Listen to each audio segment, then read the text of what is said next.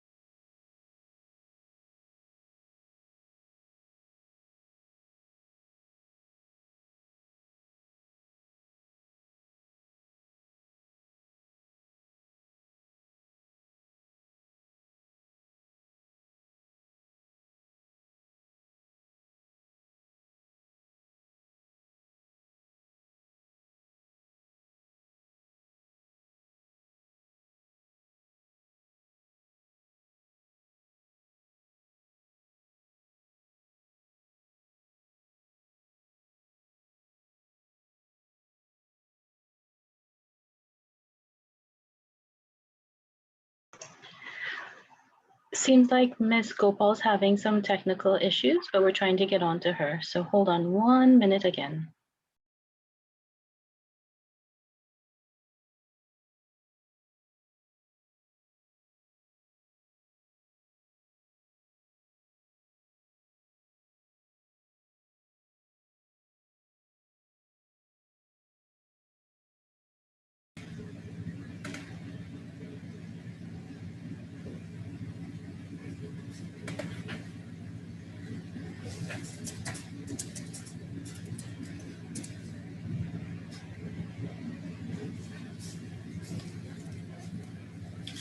Hi, good afternoon, everyone.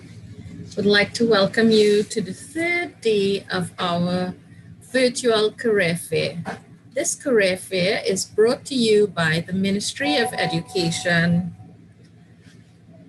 Student Support Services Division from the Victoria District. All secondary school students are invited. This particular link that you are on today is intended for the Form 6 grouping. There are other links for other groups. So in the event that you are in the wrong group, please check your information from your school so that you can be in the right place.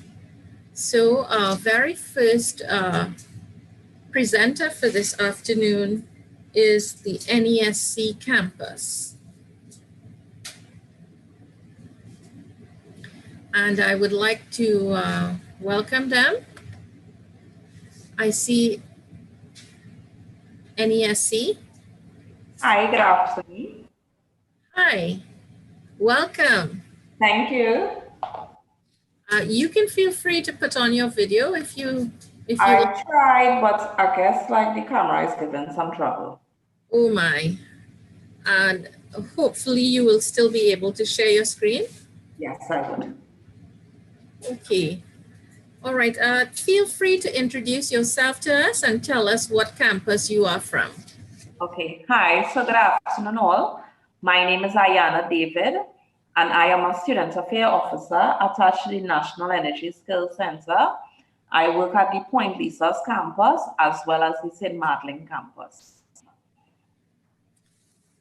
Right. Very good.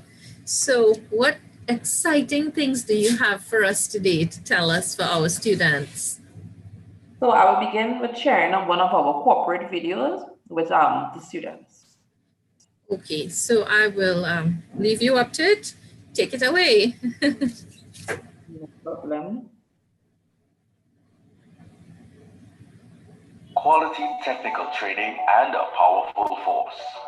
Industry relevant and performance ready. Ready and equipped to contribute to developing. Are you all seeing the screen? No, we are not seeing. All right. So.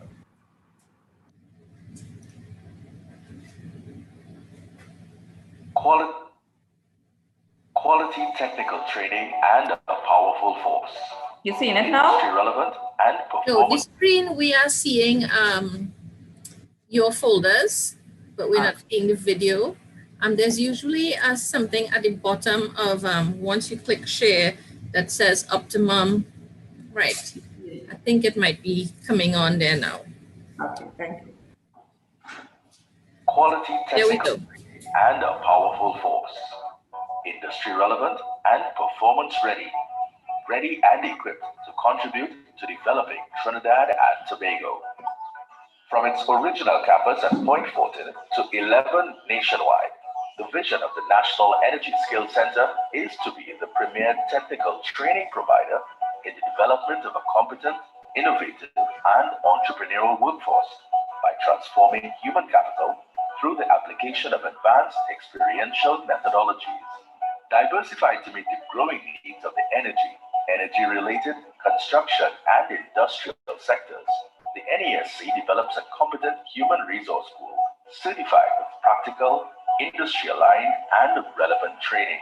Students enter the NESC seeking sound, accredited, tertiary and technical vocational education and training to improve their quality of life. The first aspect of the course is safety. So that's the first thing that you will go through in your studies is safety is the number one priority. Graduates leave with quality certification, opening doors to a myriad of career and further training options, both locally and abroad.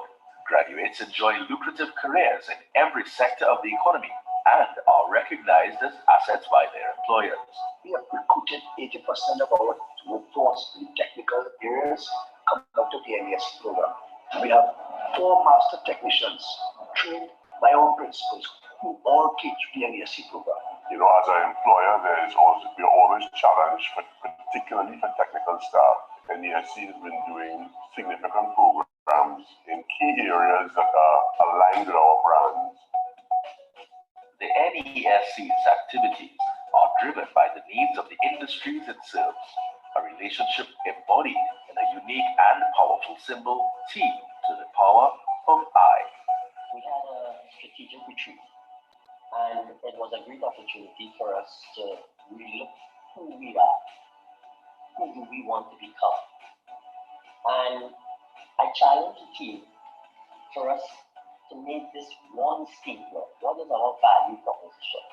What are we in business for? What do we do? And coming out of that retreat, we developed this logo that has T to the power of I. I think it was wonderful. It was a statement, and it meant trainees powered by industry.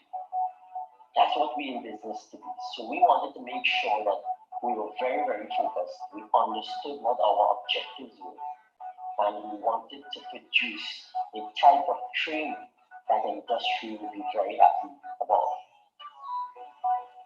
As the needs of industry evolve, so too does the training and certification available to students of the NESC.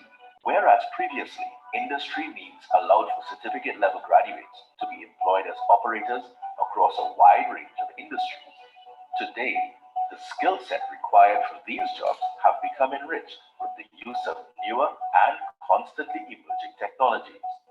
In response, the NESC has now positioned students to be trained to diploma certification level, bringing their work readiness to the expectations of a constantly evolving industry. The Nesc has instituted a three-tiered approach to training with fundamentals programs, Craftsman Programs, and Diploma Programs in a range of occupational areas, including drilling operations, plant operations and maintenance, welding and fabrication, automotive and heavy equipment, and building construction and maintenance. The restructuring of the Nesc suite of programs was spearheaded by an academic advisory council, which includes experts from various sectors of the energy and energy-related industries. This council, along with the Curriculum Review Committee, forms an integral link between Nesc's programs and industry best practices and brings expert insights into the program's design and curriculum development. The flagship suite of programs is Nesc's Diploma Programs, with curricula aligned to that of Red Deer College of Alberta, Canada. Students undergo 2 years or 6 trimesters of learning and practical apprenticeship under the guidance of an experienced and qualified faculty. Upon successful completion, they receive the Nesc diploma. The graduate then starts a journey in the industry towards accumulating 1,640 hours or 1 year of experience before qualifying for the Nesc Journeyman and the Red Deer Trades Professional Certificate. As students follow the pathway of training towards certification, the ability to demonstrate skills, maintain professionalism, and learn new methods and techniques is fostered as in the workplace. These abilities are equally as important as understanding the fundamentals of safe and efficient equipment operation and maintaining a consistent quality of work. Well, when you're certified, you're able to put your signature as a rig mechanic or something. You're not just a normal person walking around. You're a mechanic. You could be able to provide for your family better. You can catch up in the industry. So when you're certified, you're much better. One of the unique Journeyman Program offerings is the Diploma Drilling Rig Operations, offered at the Nesc's Drilling Academy, the first institution of its kind in the Caribbean, Central and South America. Nesc has been very important to the industry over the last decade or so, on providing skilled technicians and craft workers for the industry. If you go back in the 60s and 70s, a lot of the tools were provided by the industry itself, and then the industry stopped doing that in the 80s. And Nesc has really filled in the gap to provide those skilled people for the industry as a very important role. During the time when the industry was growing so strongly in the 90s and the 2000s, Nesc was very important to that. This role is changing a little bit now because the industry is no longer growing as much, but there's still a need for new skills. And particularly in the drilling area, there's going to be a big demand for drilling. And when we get through this low price period, there'll be a big demand again for drilling. So I think Nesc has a very important role to play in all the sectors, particularly in the drilling sector. The NESC's reputation transcends nationals of Trinidad and Tobago to international students. Through partnerships with organizations in Nigeria, hundreds of nationals have earned NESC certification, adding a valuable human resource in various fields of work in that African nation.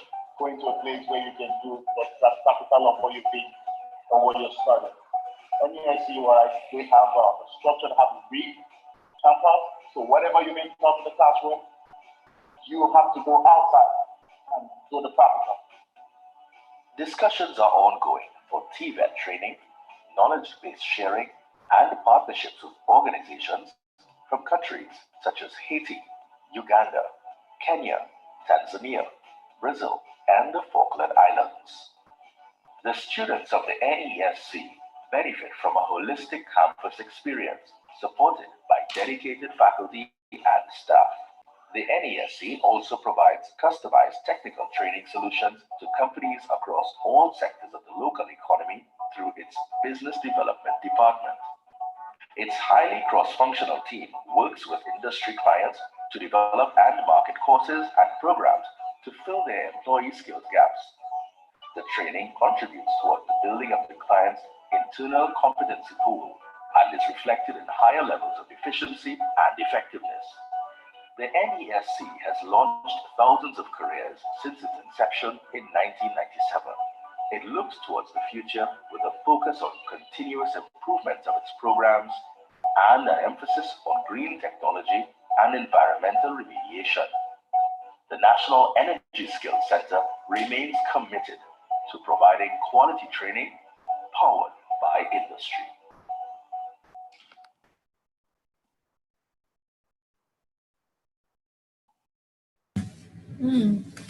Thank you very much, Ayanna, for that video. At this time, I would just like to leave a phone number for students in the event that you have any questions you would like to ask. You can WhatsApp your questions to this live number, 704-0780. Any questions from students? 704-0780. Ms. David, you can resume. Yes. Okay, thank you.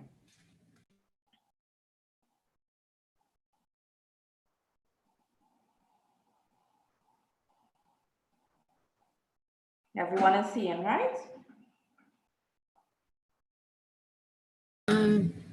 Yes, we're seeing a square, a black square for the time being. Just 1 second.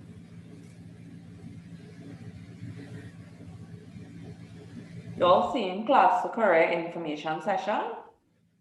No, I'm seeing a black square.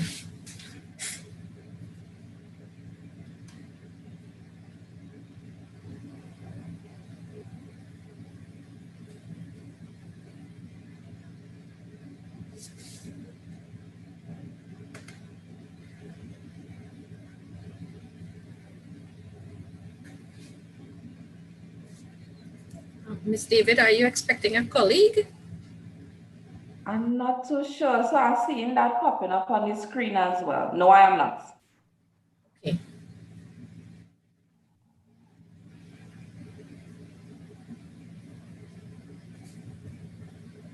Okay, so let me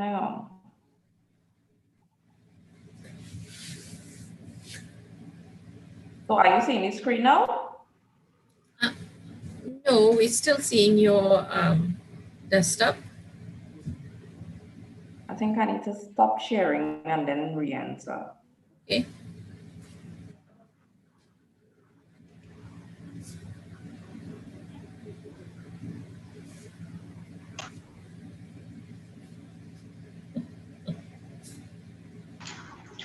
Students, in the meantime, if you have any questions, you can use the phone number to ask your questions. Right, so we are seeing your screen now. Thank you. NESC class to careers information session. Yeah, very good. No problem. So we'd like to welcome you all to the NESC, and we are so happy to have you. Our mission at the NESC is, the NESC is committed to the development of the nation's human capital through technology and advanced teaching and learning methodologies. Our faculty, staff, and students are equipped with the skills and competencies to meet and exceed the needs of the industrial sector. We ensure our well-being by maintaining a culture of excellence, integrity, teamwork, and discipline. We partner with our stakeholders and communities as we create innovative, entrepreneurial, craftsmen, and technical professionals. Our vision.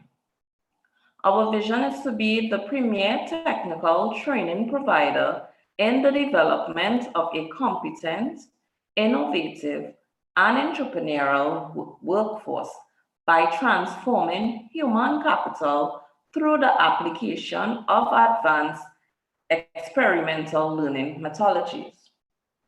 Our core values are commitment, respect, excellence, discipline, integrity, and teamwork.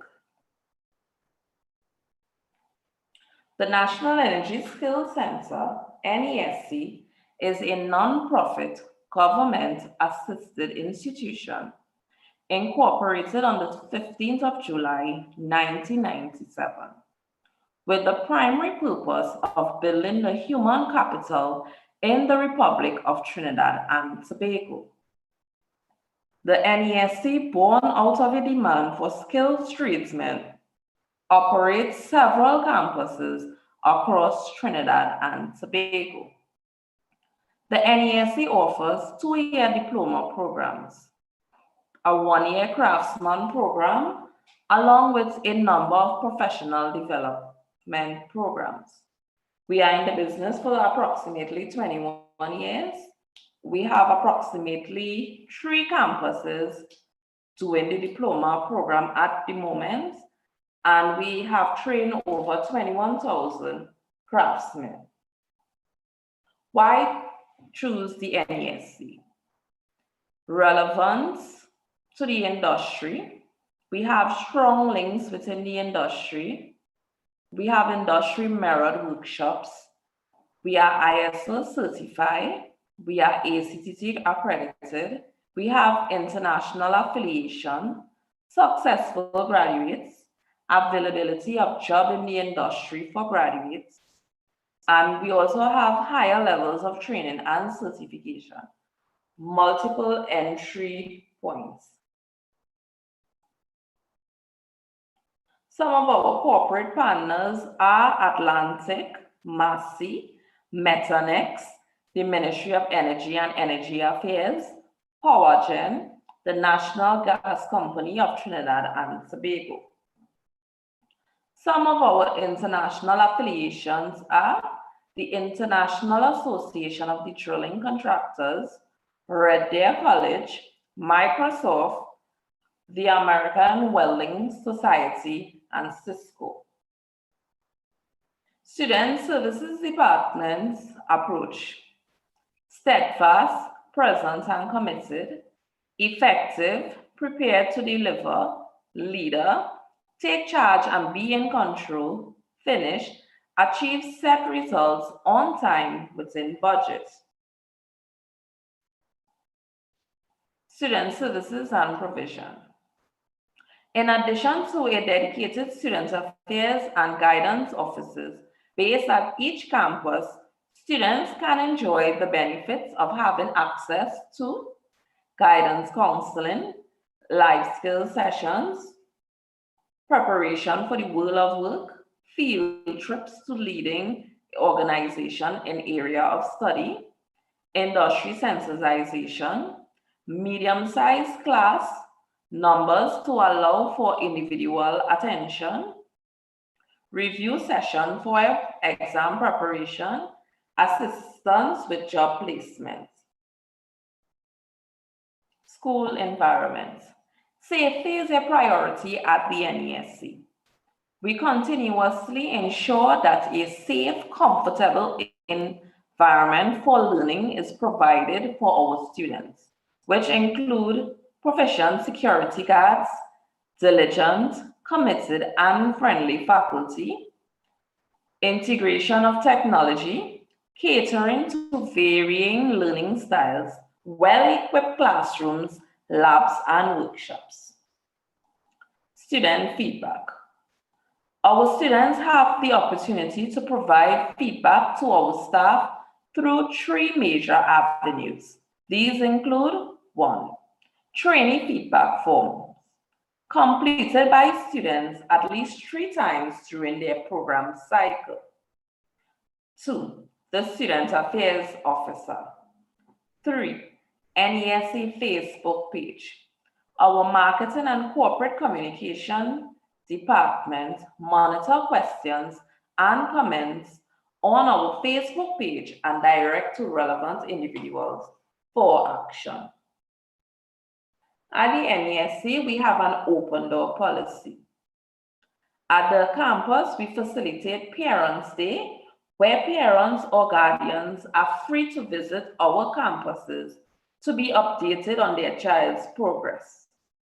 The NESC believes that parents, guardians are our biggest stakeholders in the education process, and we welcome, applaud, and encourage the active interest of parents and guardians.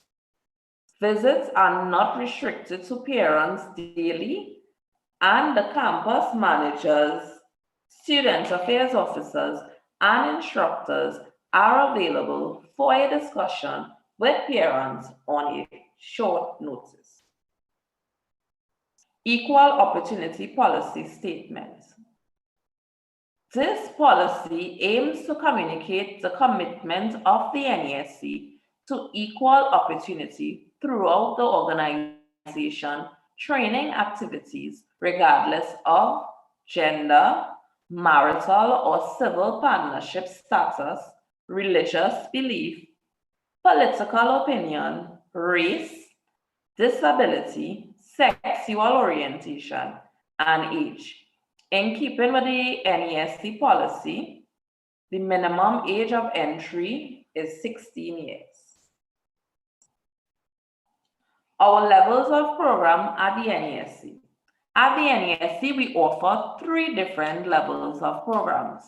We have our Diploma Programs, our Craftsman Program, and our Professional Development Programs.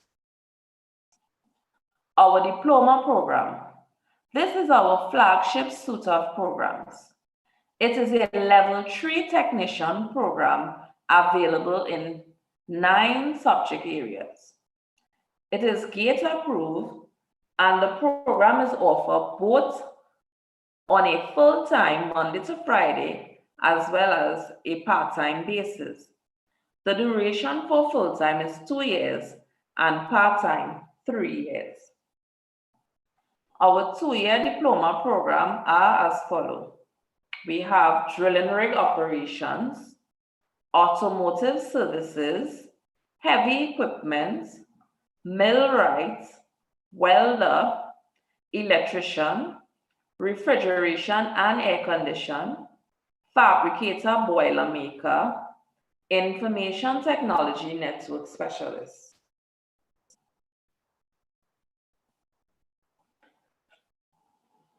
Certification. Students can obtain 3 certificates for our single diploma program. The National Energy Center Diploma Program has 3 forms of certification. 1. The NESC Diploma after completing 150 credits.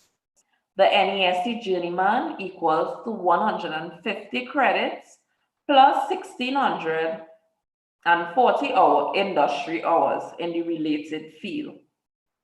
Our Red Deer College Trades Professional Certificate equals to 150 credits plus 1,640 industry hours plus 2 RDC practical assessments.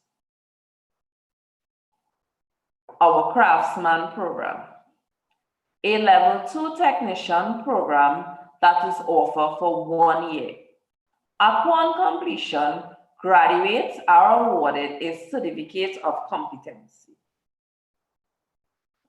Our 1-year Craftsman programs are rig mechanic, automotive services, welding, domestic electrician, air condition and refrigeration, pipe fitting and fabrication, machine shop, plumbing, and autotronics.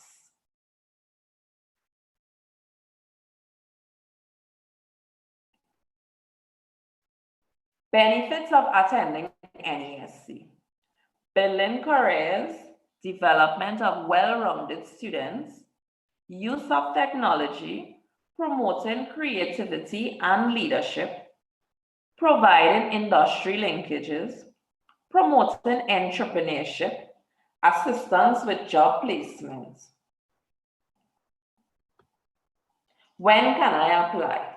Applicants are open for our September 2021 intake during the period of May to August. We also facilitate professional development programs throughout the year, so be sure to keep updated on our current offerings, such as hybrid technology, basic car care, Microsoft Word, introduction to cybersecurity, valve servicing and installation, pipe fitting and fabrication, to name a few. Tuition fees. Our diploma programs are gate funded, which are subject to a means assessment. Our 1-year-long Craftsman program currently is $300 registration fee, $5,000 tuition fee. Our fees has been reduced due to the COVID pandemic. Our professional development programs vary in price, beginning as low as $395, and there are payment plans available. What is required for registration at the NESC?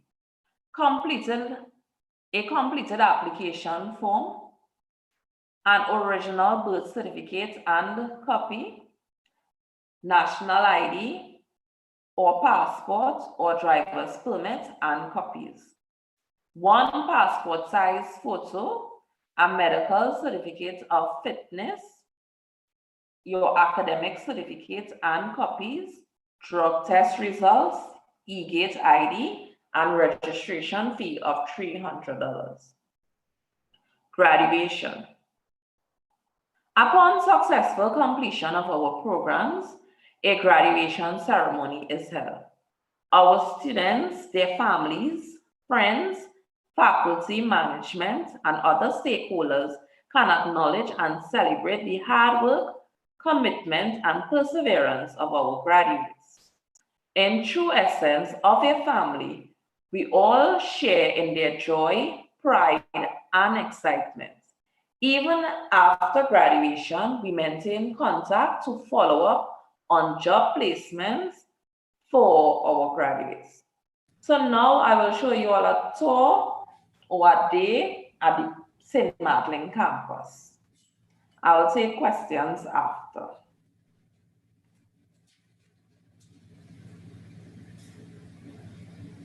Okay.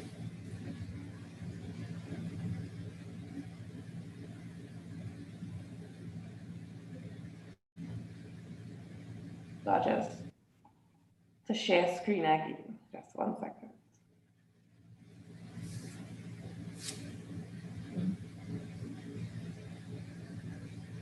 We'd love to see the tour, Ms. David. How long is that video? About 5 minutes. About 5 minutes. Okay, we just have maybe about 3 more minutes for you to end. Would you prefer that we give you the questions, or would you like to end with the video? After, you want to see the video or you want to go with the questions? Ms. Sampath, do you have any pressing questions? Yes, a student asked about the online Maybe classes. you can let the video run in the meantime, in the background. Okay. Mm-hmm. Hi. Yes, good afternoon, Miss. Yeah, a student was asking about the programs and how you're doing the programs now that we are in the pandemic. Is it that students are coming out to school, or are they learning online? So the theory aspect of the course, it is online, and they come in small groups to do the practical assessments. Okay, thank you. You're welcome.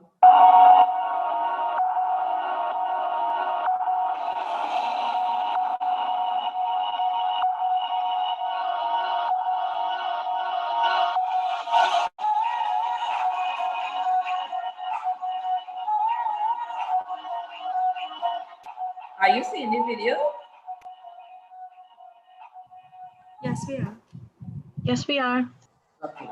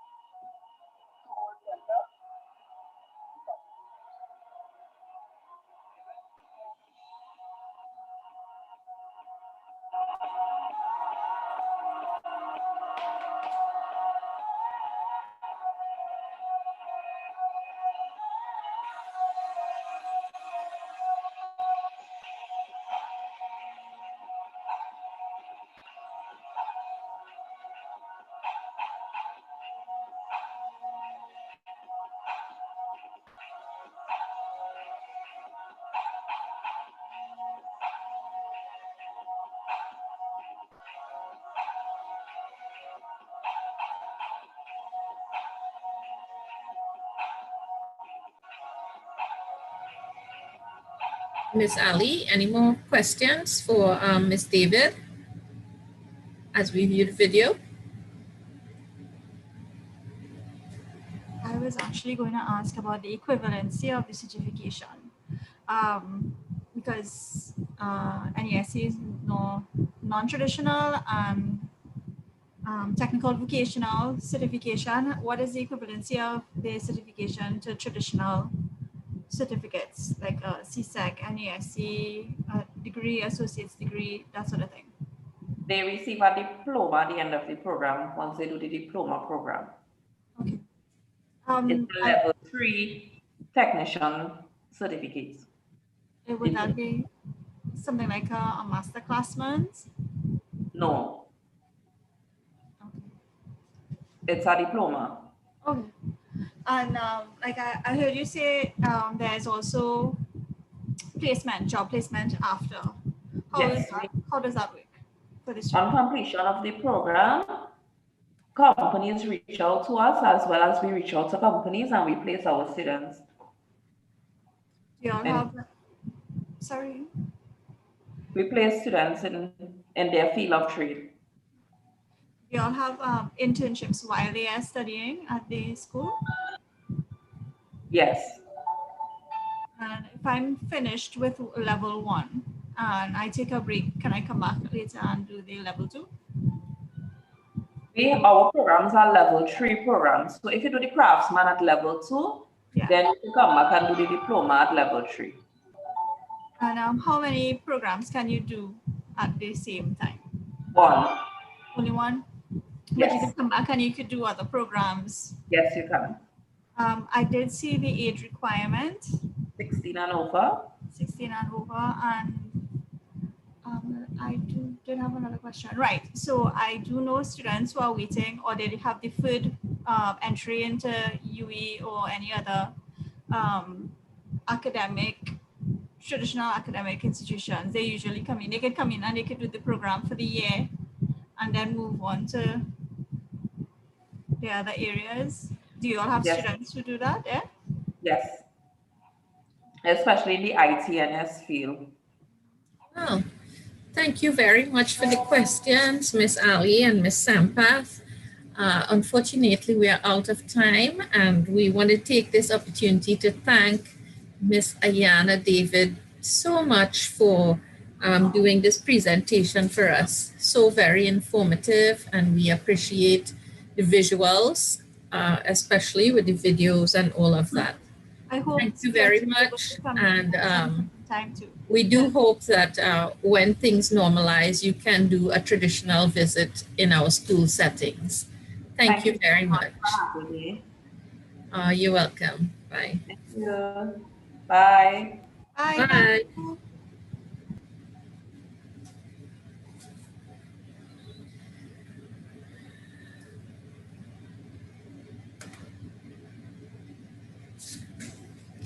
So, students, as we continue with this afternoon's proceedings, we would like to welcome on our next presenter from the MIC, Mr. Joseph. And so we look forward to what he has to share with us. We know NIC is a very exciting campus. So, hi, good afternoon. Hi, it's a Miss Joseph. It's Miss Joseph, that's correct.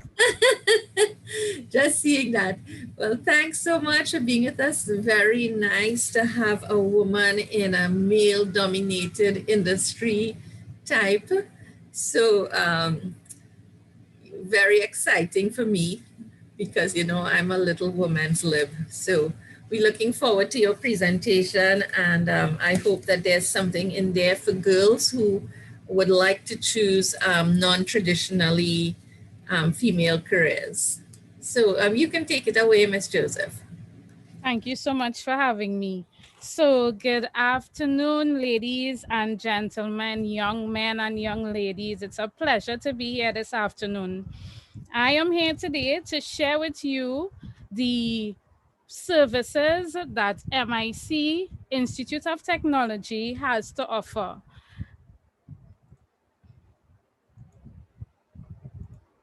So I am here to show you that your dreams and your reality are virtually possible at MICIT. So I'm going to start by sharing a video with you.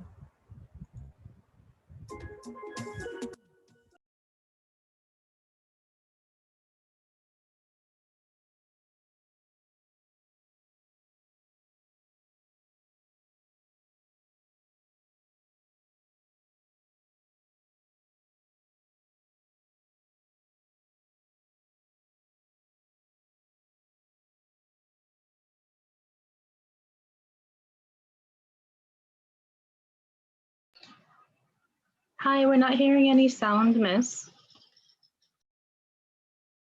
Okay, so just give me 1 minute. Let me share again.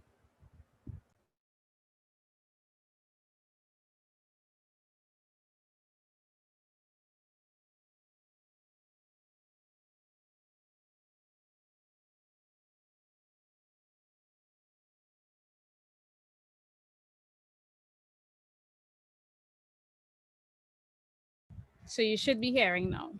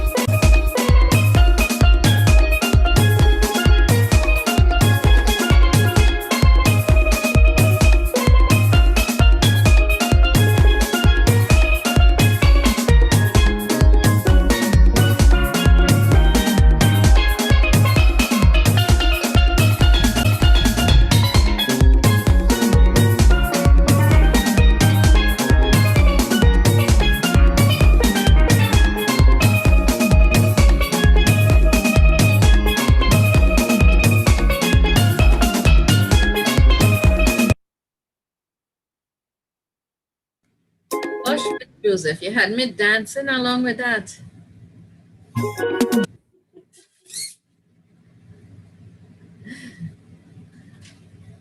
Love the background music.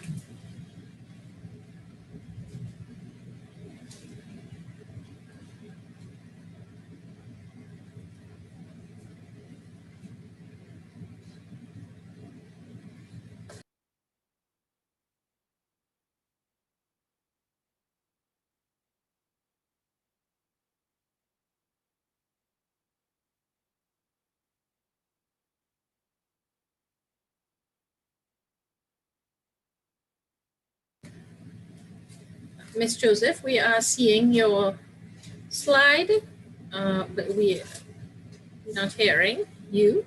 Are you hearing me now? Yes, hearing you now. I apologize.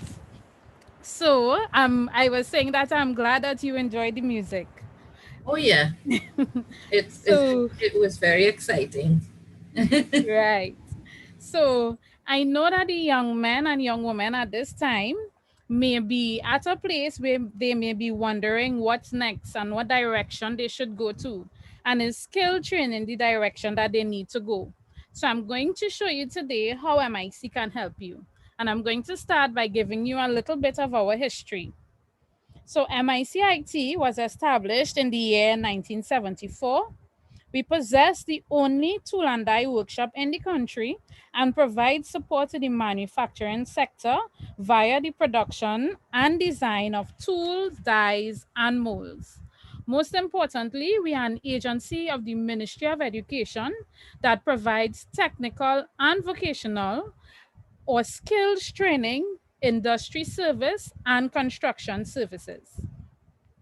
The vision of our company is to be the catalyst for developing technical and vocational competencies for national and regional industries through quality training, innovation, manufacturing, construction, and engineering products and services.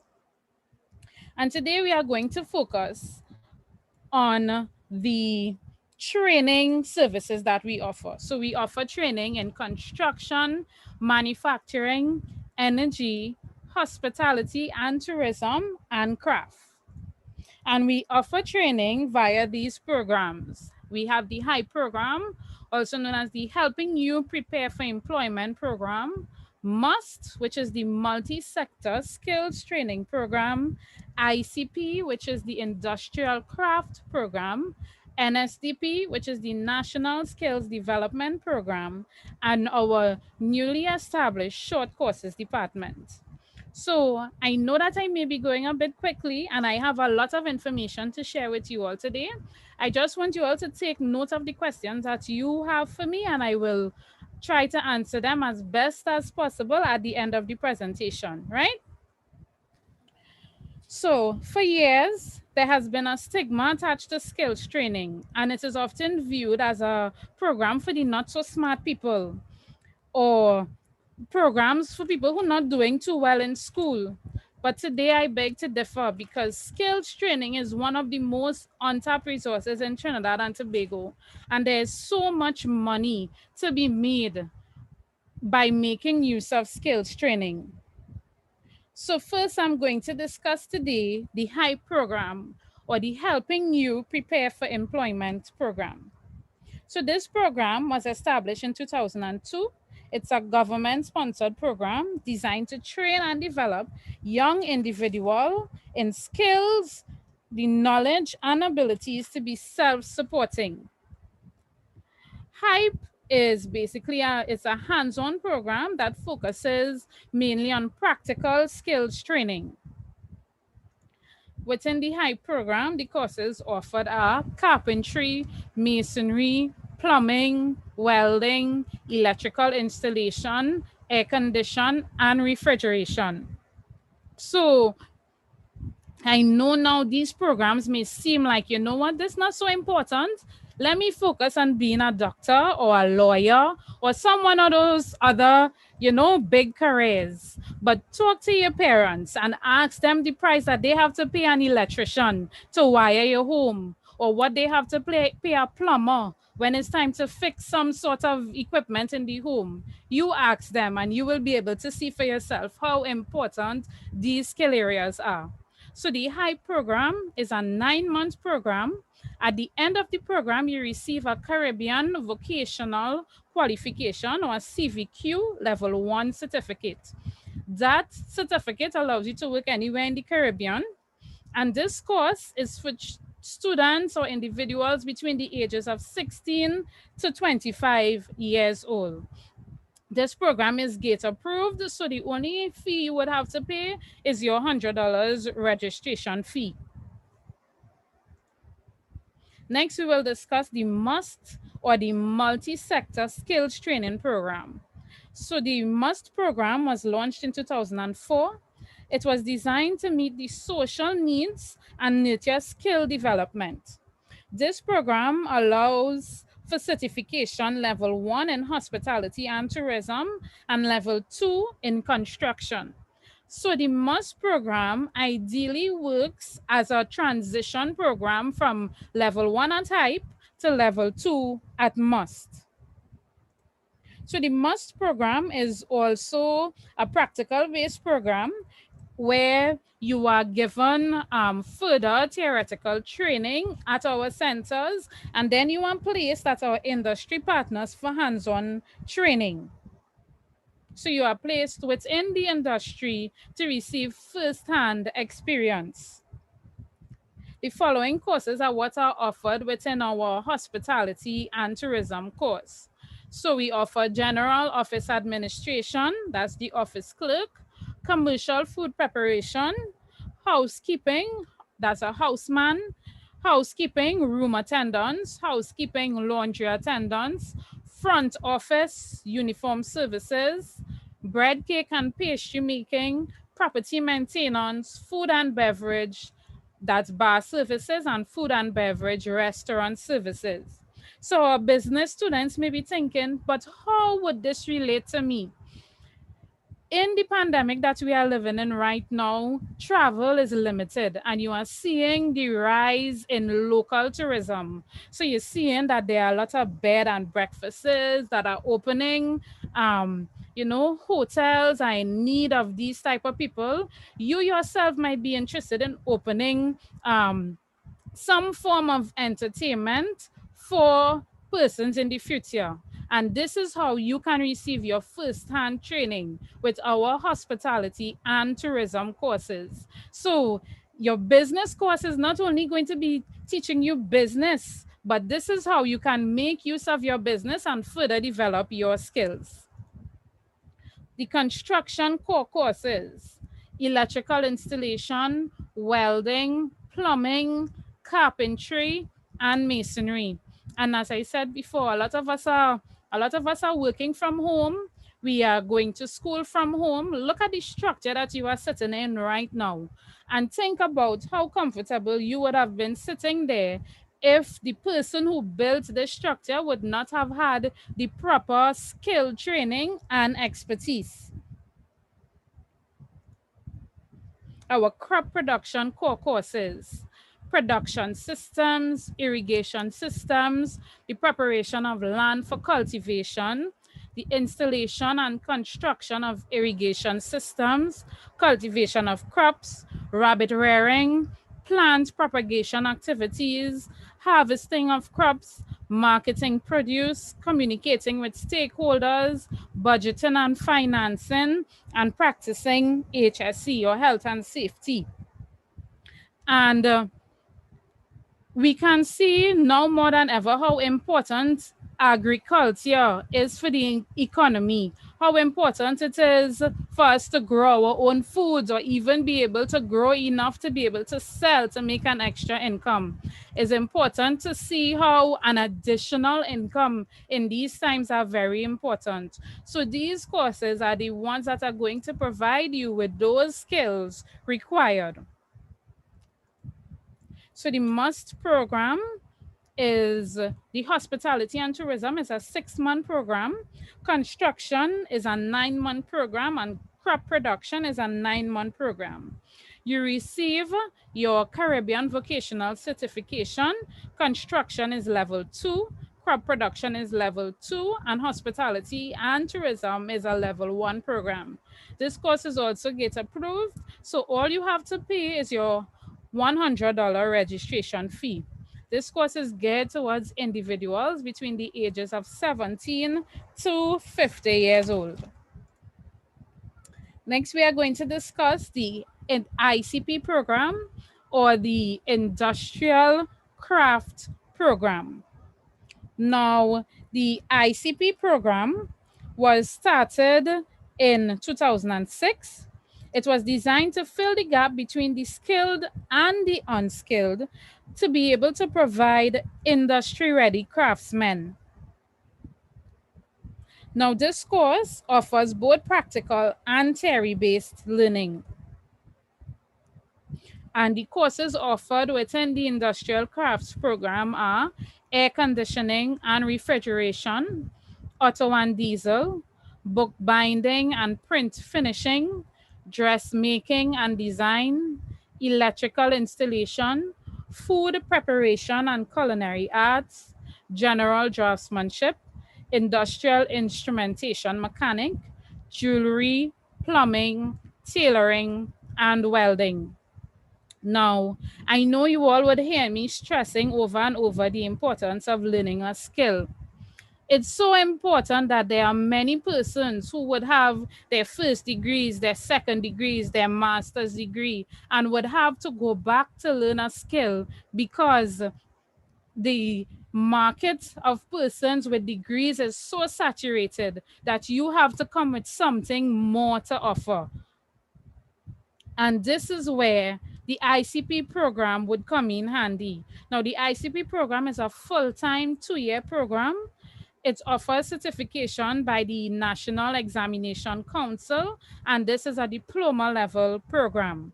This program is geared to individuals 16 years and over. It is also GATE approved, and all you have to pay is your registration fee. The registration fee for this program is $500. Now we'll discuss our NSDP, or National Skill Development Program. This program was initialized in 1994.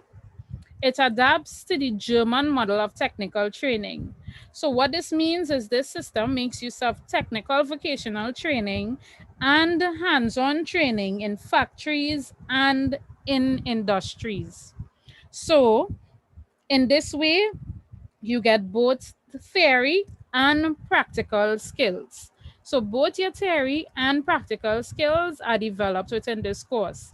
So we have a lot of people who would have knowledge via the theory. They'll be able to read and do things. They would have images. They'll be able to see things. But what this course gives you, it gives you the extra edge because you have first-hand training within the industry. So the images that you see, you now see what it looks like in real. Nothing beats having first-hand experience. You can have a resume with this certificate and that certificate. You can have a full resume with 1,000 certificates, but the person with experience will always beat you back. It's always important to get experience. So the core courses offered via the NSDP program is Joinery, the Journeyman program, Master Craftsman, Mechanical Engineering Technology with Steel Pan Manufacturing, and Green Tech Facility. This program is a 3-year full-time program. At the end of this course, you are certified. You get a diploma certified by the MIC Institute of Technology and the German Chamber of Crafts and Trades, which is endorsed by the RWTH University in Germany. As I said before, you get training within the industry for an apprenticeship phase within the program. So you train within the industry for a part of this program. At the end of it, as I said, you leave with a diploma.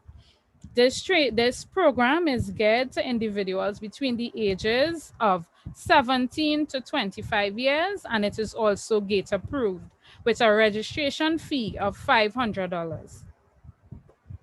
And last but not least, we have our newly established short courses program. And these short courses are geared towards both professional and overall development. So some of us will be writing exams very soon. Within the space where you have your vacation, what are you going to do with that vacation time? How are you going to build your resume? What are you going to do with yourself and your extra time that you are going to have on your hands? Why not try one of our short courses that we have to offer? So you get courses in facilitation of using a PowerPoint, digital literacy, entrepreneurial skills and how to start a small business, strategic marketing for small businesses, welding techniques, solar system installation, and introduction to wind and turbine technology. So we have a very long list of short courses that we have to offer. Basic balloon and art decoration, sushi making, gourmet bread making, right? So these are the courses that we at MICIT have to offer. You can feel free to visit us at our website, mic.co.tt. We are also on Instagram and on Facebook, that is at MIC Institute of Technology on both Facebook and Instagram. So feel free to contact us if you have any further information. All our forms to be able to register for the courses are available on our website. So you can go online, fill out the forms. In the Victoria district, we have the Pleasantville Center that will be closer to you. We also have the Penal Center and Point Fortin Center as well. So we have 3 centers that you would be able to go into as well to collect forms if required. So you can go to our website, you can visit us on Facebook or Instagram, or you can visit us at our centers. So thank you so much. You're very welcome. So I'm waiting to hear what questions you all have for me. The presentation was excellent. I think we just have 1 or 2 questions. I will let my colleagues ask the questions. Hi, good day. A student is asking about evening classes. If it is that they have to work during the pandemic, a lot of our students had to go out to work and go to school. So some of them are working in the evening. So the opposite is, do they have any classes in the evening so students can work in the day? Okay, so our short courses are geared towards persons who are working during the day. Because of the pandemic, a lot of our courses also work on a shift system. So you do the theory online and you come into the center for your practical. So you can also manage your work schedule around your school schedule as well, because you would only be required to come in the center a few times per week. So we have our short courses that will be available on evenings, and you can also take advantage of the doing school from home and work your work schedule around school from home. Another quick question to add to that. So the short courses, the CVQ, are any of those short courses CVQ courses? No, they are not CVQ courses. Those courses are certified by MIC Institute of Technology. And we are an accredited institution, so you don't have to be worried about accreditation. Your certification would be accredited. Okay. Thank you. That's excellent to know. And Miss, what about stipends? Any of your programs offer stipends?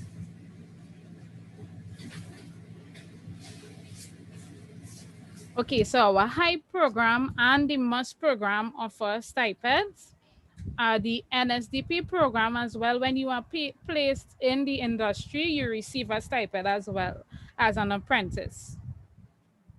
I guess in this day and time, you know, when things are so tight with families, those would be very important considerations for our students. You know, where else can you go and actually get paid to learn?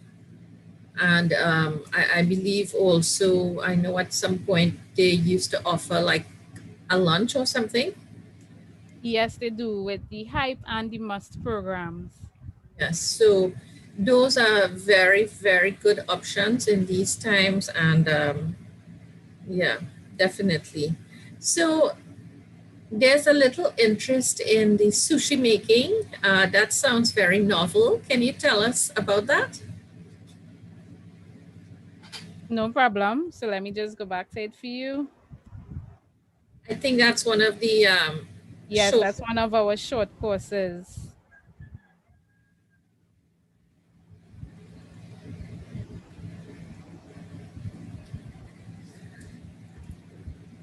Right, so the sushi making course, the sushi,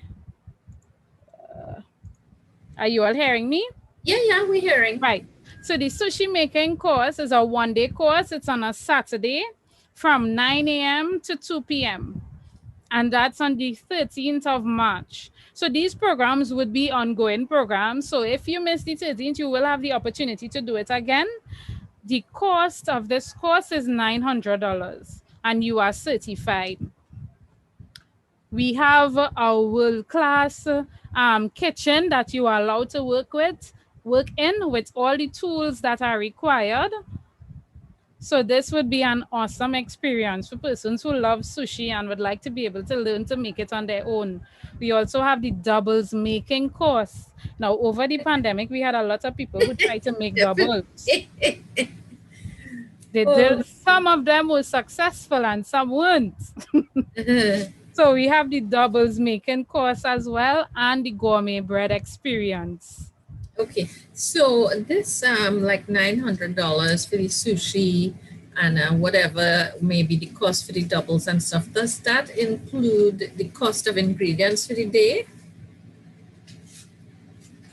Yes, it does. Okay. Sounds exciting. One question, if you don't mind. You talked about the Master Craftsman programs and it's being paired with the German curriculum. Forgive me if I'm wrong. How, is that level of training and collaboration with the persons from Germany still ongoing? Is that happening on blended learning? So the program itself, what's happened is MIC IT adapted a German model. So the curriculum itself was developed by the German university. So it is an ongoing, yes, it's ongoing, but what I'm thinking is you think that there would be German lecturers. So the lecturers are not German, but it's a German-based program. I did remember coming into the institution at one point in time and speaking to one of the lecturers and hearing that some of the students get the opportunity to go across. Yes, that's with the Master Craftsman Program. Yes, some of them do. They do. They are allowed the opportunity to travel. Now, within the pandemic, it's difficult for them to travel, but we still have the ongoing relationship with them.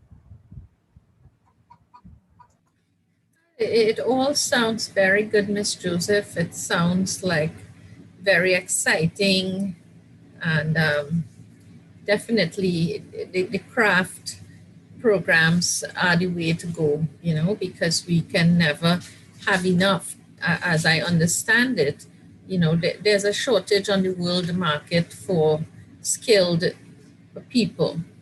Yes, so unless you have any closing remarks, we just want to say thank you for visiting with us today, our virtual career fair. So on behalf of the Ministry of Education, Student Support Services Division, we say thank you for participating in our virtual career fair 2020. Thank you so much for having me. And I just want to tell the students, never underestimate the importance of learning a skill. I just want to remind them. Thank you so much for having me. Enjoy the rest of your day. Very welcome. So we look forward to seeing you when we resume school as usual. No problem. Okay, bye-bye. As we continue, our next session will begin shortly. You're gonna have a little time for a bathroom break. Our next session is carded to begin at 2:30.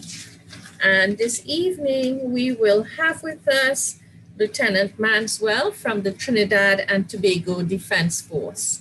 So we will see you in a few minutes. Stay with us.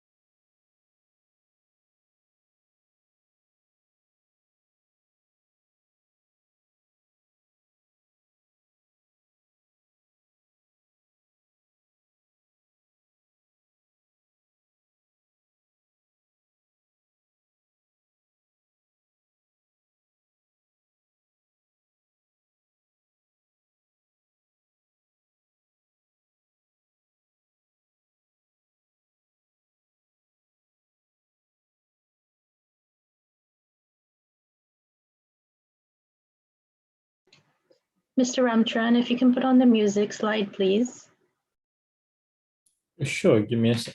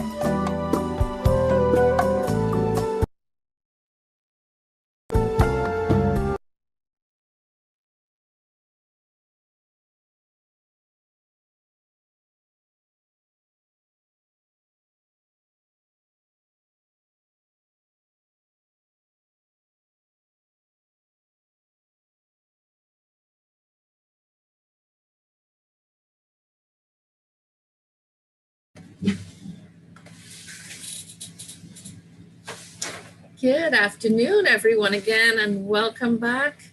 Trust you enjoyed your little bathroom break and your little stretch. So as we continue with today's virtual career fair, we would like to welcome our very next presenters from the Trinidad and Tobago Defense Force. So today, our career fair at this time and with this link is targeted to the Form 6. So students, in the event that you are in the wrong place, you can go back and check your links. We have other links for Form 3s, 4s, and 5s. So at this time, we would like to welcome our guest, Lieutenant Manswell, to our career fair today.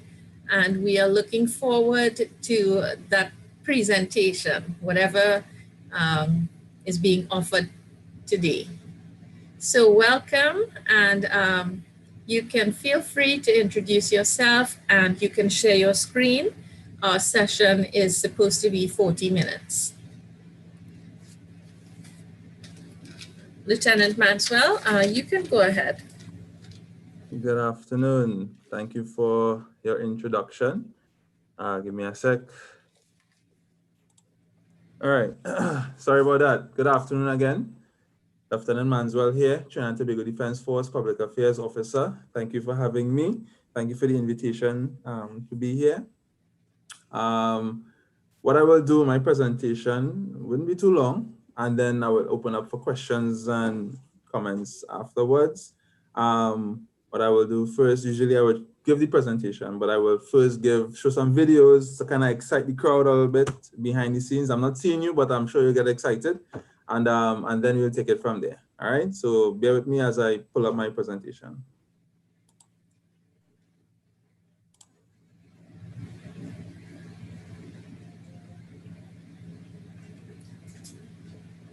Yes, we are excited. And as he prepares his videos, students, if you have any questions, if you are unable to put them on the screen at the moment, you can use our WhatsApp number, which is 704-0780.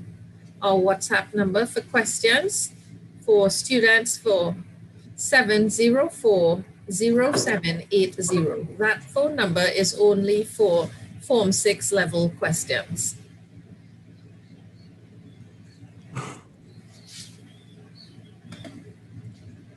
All right, I went to get my berry to complete the look. All right, let's begin. Welcome to the Trinidad and Tobago Defense Force. Please view the videos. I'll try to keep it as concise as possible and do enjoy.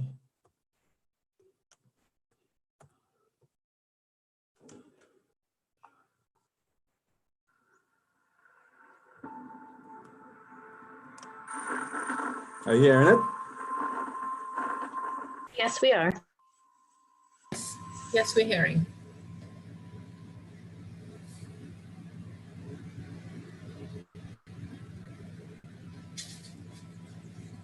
Well, we were hearing the helicopter. I don't think we're hearing too much now.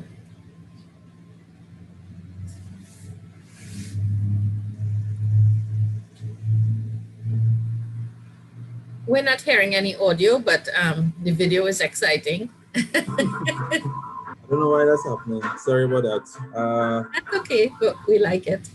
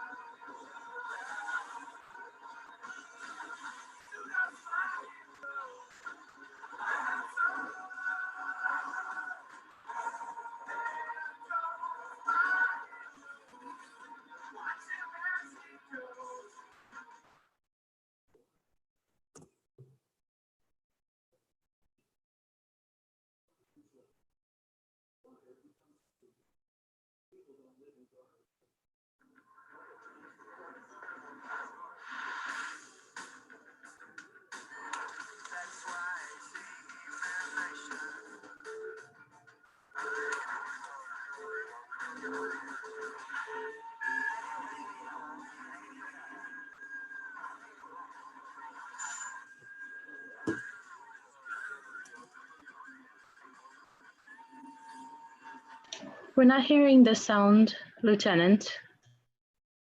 I'm trying to, I don't know why it's, you're not hearing it. There's a lot of Videos are exciting though.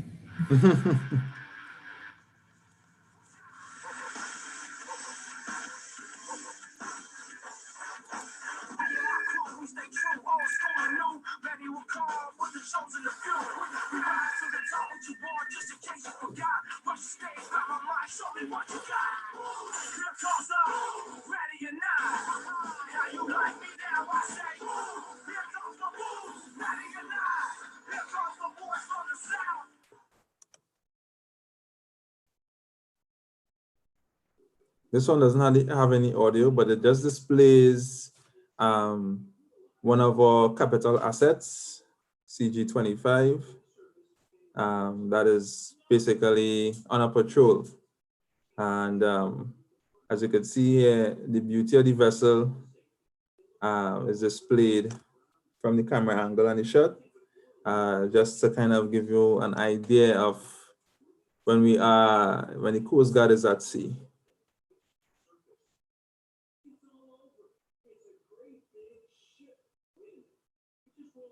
All right, displayed here is just a simulation of a vessel interceptor. Let's say they have targeted men who are transporting narcotics or human trafficking, whatever the case may be. This is what we call a boarding exercise, where the men will jump from our vessel to theirs and then secure the men and them, of course, being covered by the men from our vessel as the men board. This is the air guard now. Are you hearing the audio or no? Yeah, but it's soft. Yeah, but we can hear it. Hearing a little thing there. All right, great.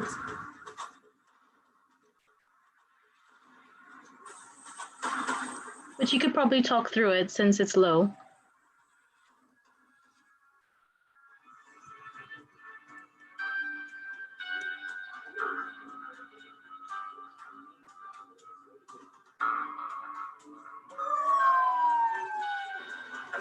This video is actually on their Facebook page as well. If you all had a chance to view it before, for those who haven't, and this is the first time seeing this, then this is basically the air guard and the operations, admin, logistics, everything.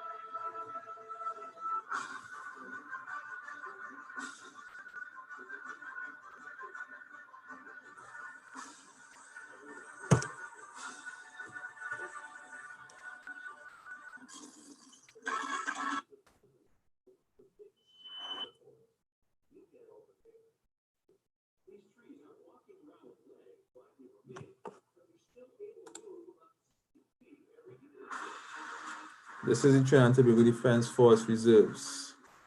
This is another formation that provides support to the other formations to increase manpower where necessary.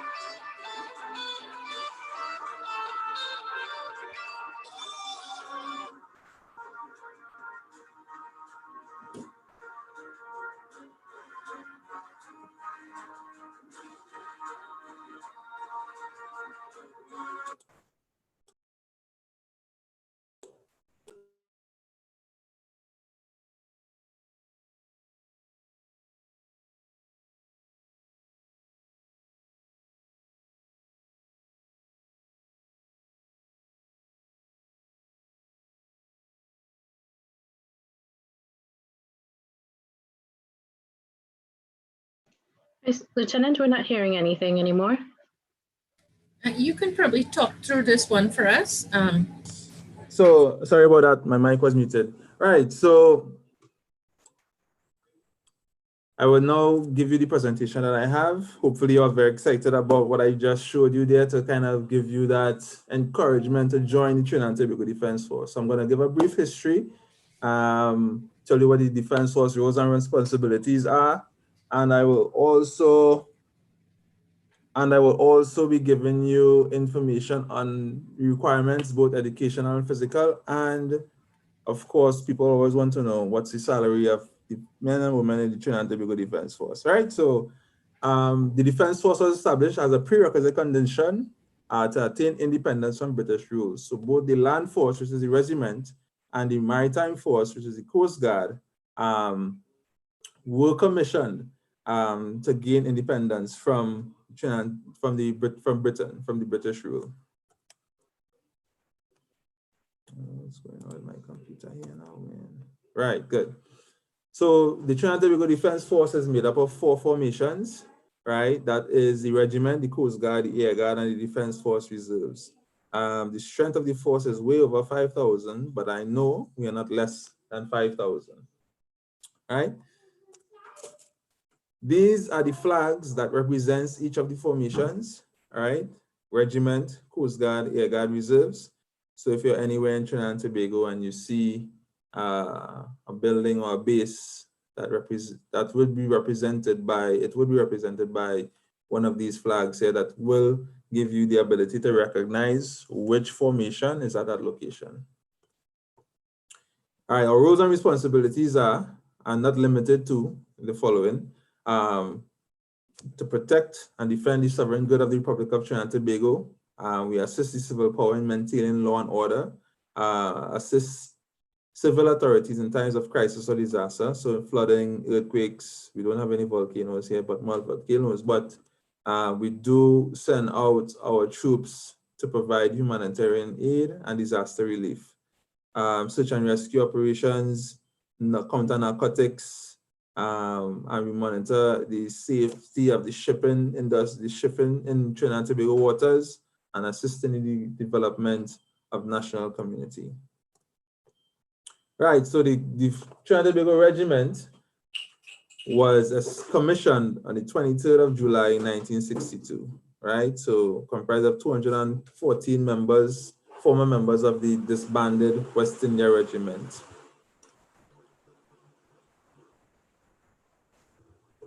All right, the Trinity and Tobago Coast Guard was commissioned on the 27th of August, 1962, established with 6 officers and 42 ratings. The Trinity and Tobago Air Guard was commissioned on the 1st of August, 2005. The Air Guard was formerly the Air Wing, which was under the Trinity and Tobago Coast Guard, and that was established in 1966, but the President commissioned the Trinity and Tobago Air Guard on August 1st, 2005.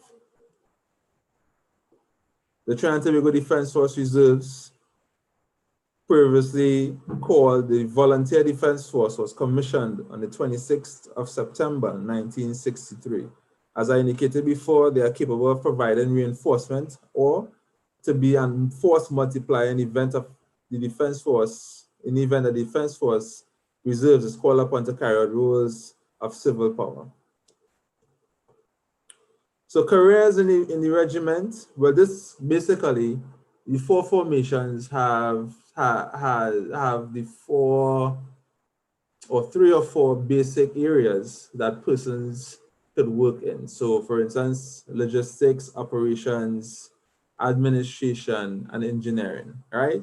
So for instance, infantry in the regiment, you have the riflemen, special forces, regimental police. In logistics, you have drivers, chefs, stewards, tailors, seamstress. In administration, clerks, human resource personnel, signals, medics, public affairs, band members. If you do play an instrument, you can join the Defense Force as well. Sorry about that. And on the engineers, carpenters, masons, plumbers, and so on.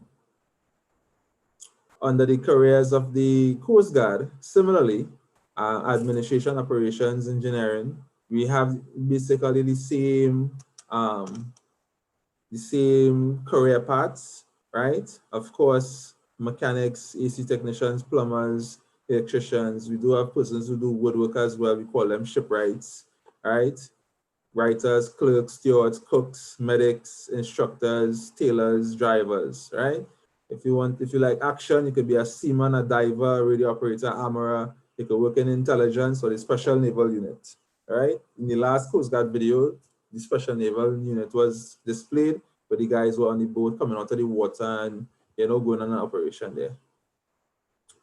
Careers in the Trinidad and Tobago Air Guard, right? But this is more or less focused on aviation.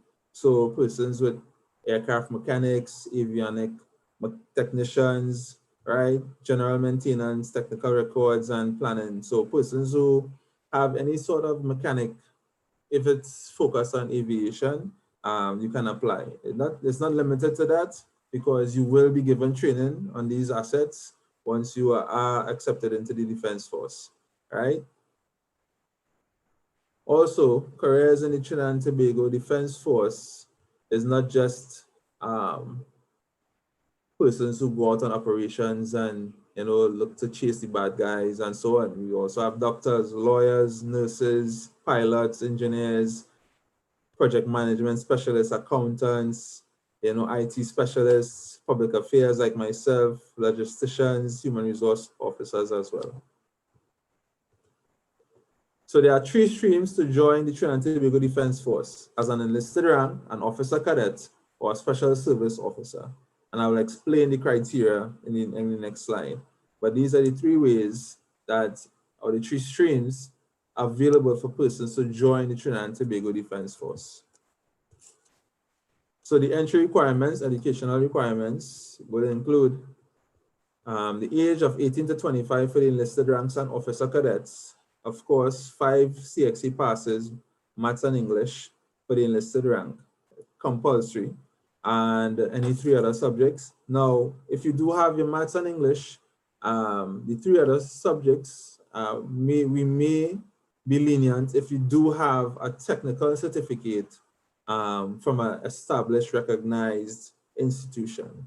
So if you're an electrician and you have a certificate for being an electrician, a mechanic, or AC technician, plumber, woodwork, whatever it is, we do open up the process to you guys as well to recruit you into the Defense Force, because there are career paths in alignment with your field of study, right?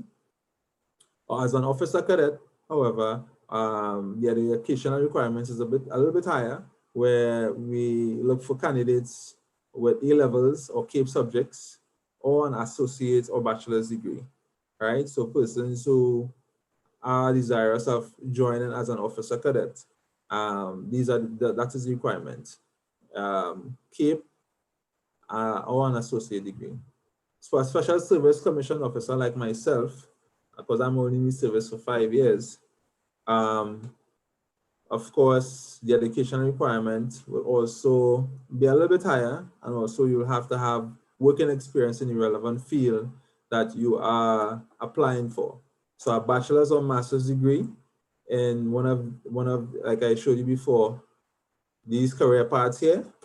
Once you are qualified with a master's or bachelor's degree and working experience in a managerial position, you can apply to the Defense Force based on the vacancy that they advertise. Now, for special service commissioned officers, only when they advertise a vacancy for a position in the defense force for that particular officer, only then you apply. You don't just send your resume. As a matter of fact, for any of the streams to join, only when the defense force advertise these vacancies for enlisted ranks, officer cadets, or special service commission officers, only then you would start the recruitment, the application process. All right, so persons who tend to send their resumes as you would for various organizations across Trinidad and Tobago, it doesn't work that way in the defense force because, of course, we are guided by the Ministry of National Security, who gives us the approval to start the recruitment process. All right, so this slide may look a little bit confusing, but I'll just explain one or two of the items that you're looking at here. It's a rank structure that shows the equivalency across the formation and the different ranks. So for instance, my rank is a lieutenant. My equivalent rank in the regiment would be a captain, and in the Air Guard would be a flight lieutenant. It says my own is signified by 2 bars, and on the captain, they have 3 pips, as we say 3 pips, right? The highest rank here is a colonel, a captain, naval, and a group captain in the Air Guard, right? On the enlisted rank side, there's equivalency from the rank of corporal go up. So corporal leading rate, well, of course, a corporal in the Air Guard as well, and that goes up to as far as warrant 1 or a fleet chief petty officer, right? This slide shows officers who are appointed to ranks to hold leadership positions in the defense force. So currently, if you look at the Air Guard, we have an Air Vice Marshal. He's the first Air Vice Marshal in history of the Trinidad and Tobago Defense Force to hold that rank. That's Air Vice Marshal Darren Daniel, who is currently the Chief of Defense Staff of the Trinidad and Tobago Defense Force. All right, so these are career officers who would have gone through the stream of an officer cadet to get to this particular rank here. Right, so these are the retirement ages for persons who join the defense force. Now, based on the rank that you reach, that will determine the age that you go home. So for instance, up to a corporal in the regiment, or a leading rate, or a corporal in the Air Guard, your retirement age is 45. For the rank of a sergeant, staff sergeant, or a petty officer, your retirement age is 47. For the rank up to W2, or a warrant officer 2, or chief petty officer, or W warrant officer 1, or fleet chief petty officer, I abbreviated the terms because it's very long to type out, your age is 50, right? My current rank and the rank above mine, we go home at 47, right? So all the officers, whether you're officer cadet, to a lieutenant commander or squadron leader or a major, you go home at 47. Once you get promoted to the rank above that, to a lieutenant colonel, a commander, or wing commander, your retirement age is 50. Then, if you are a commissioned officer up to the rank of a colonel, a captain, a group captain, a brigadier general, just the last slide of the rank that I showed you, sorry, this one here, right, that you will go home at 55, right? Even at this rank, as a colonel, captain, or group captain, you'll be going home at 55. Now, this is the burning question a lot of persons have when we go to, well, during the time when we had visited schools in the past, and we could have done that. People ask about our salary ranges.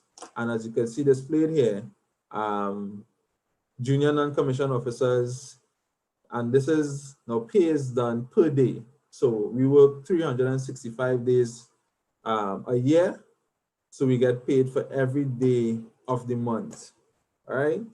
And this is basically the basic salary that you would receive. Now, there are allowances and so on that you would receive based on your marital status, your permission to live ashore. If you're working in places that require you to work out of the base, there are allowances that would be paid in addition to your basic salary.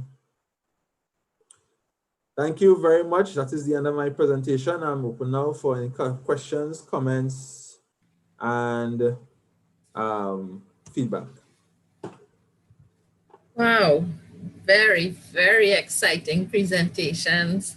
A lot of info.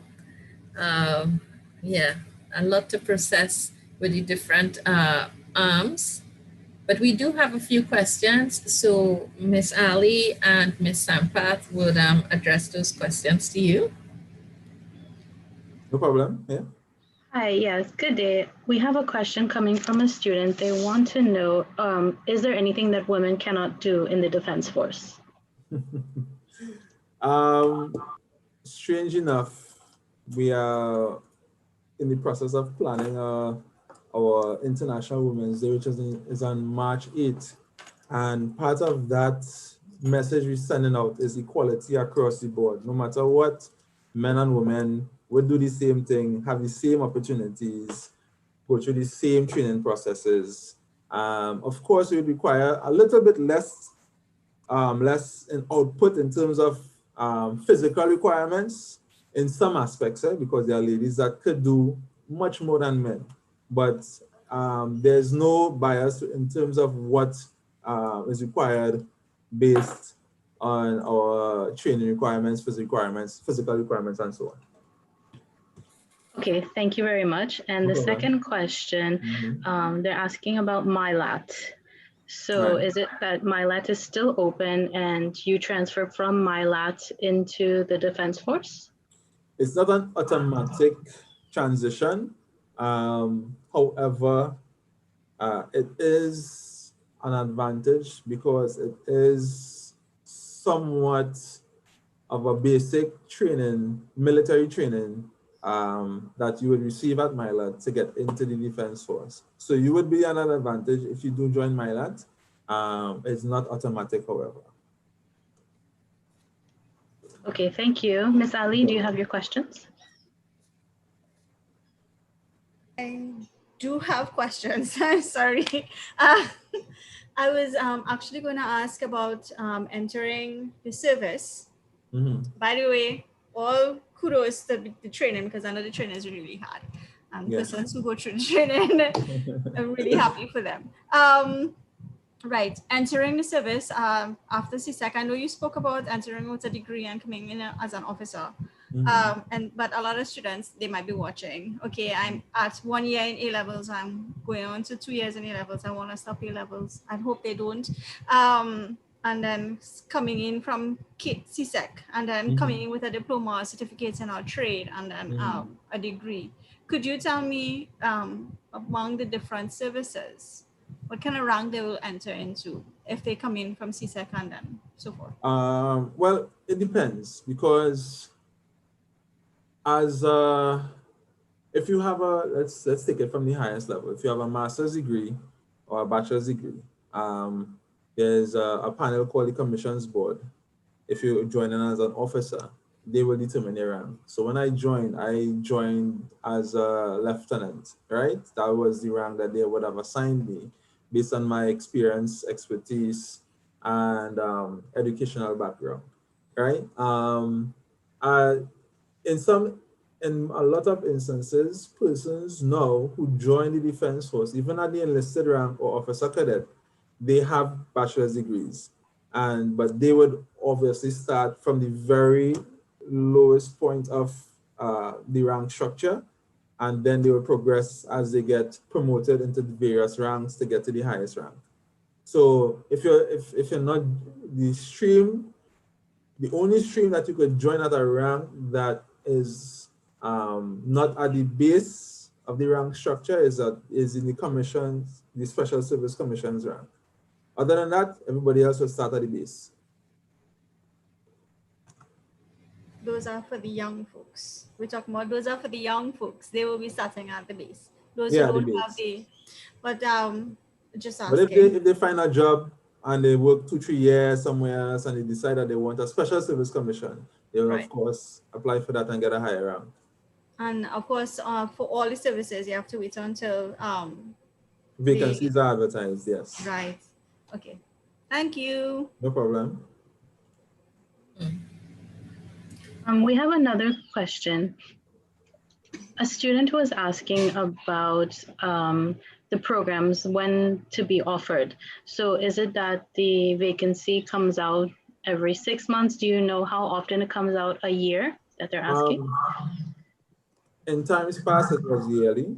Over the last 3-4 years, based on the financial constraints and the economy as a whole, it varied because I think the last recruitment before the last one that we had here was 2 years ago or a year and a half ago. So now it varies. So you just have to keep looking, keep your eyes open because there's no stipulated time to pinpoint when we advertise for vacancies in the Defense Force. I do have a question. I have one when you finished. Right, please. For the students who are waiting to enter your system, because I do have students, so they're like, I want to be in the Air Guard, I want to be in the Defense Force, I want to be in Coast Guard, I want to do all of these things. And then it's not as soon as they finish school and things like that. What would you tell the student who is waiting for this, the vacancy to be open? I would say educate yourself as much as possible. Stay on the right side of the law because we do background checks to see if you have been in any bad situations because when we ask for a certificate of character, we go and do background checks in your communities, in your schools. So my advice would be educate yourself as much as possible, whether it be in academics or technical abilities, and of course, and maintain health, a good healthy lifestyle, run, exercise, push-ups, sit-ups, all these different things, so that when you are called or when you do plan to start the application process, it will be seamless, more or less seamless. Ms. Gopal, before you answer, Ms. Gopal, before you ask your question, I just want to add something to that for the lieutenant. I just want to confirm so that I want the students to hear that you do go to schools and check on their academics and also their discipline. Yep, we do, because when you enter in the Defense Force, I mean, it's not history has showed us that we had some not so good apples, all right, in the Defense Force in the past. But we are now making that priority to ensure that persons that we recruit are of the highest standard and quality, behavior, education, background checks, and that's just from school way up to probably a girlfriend or a boyfriend, whichever the case may be. Thank you so much, Ms. Gopal.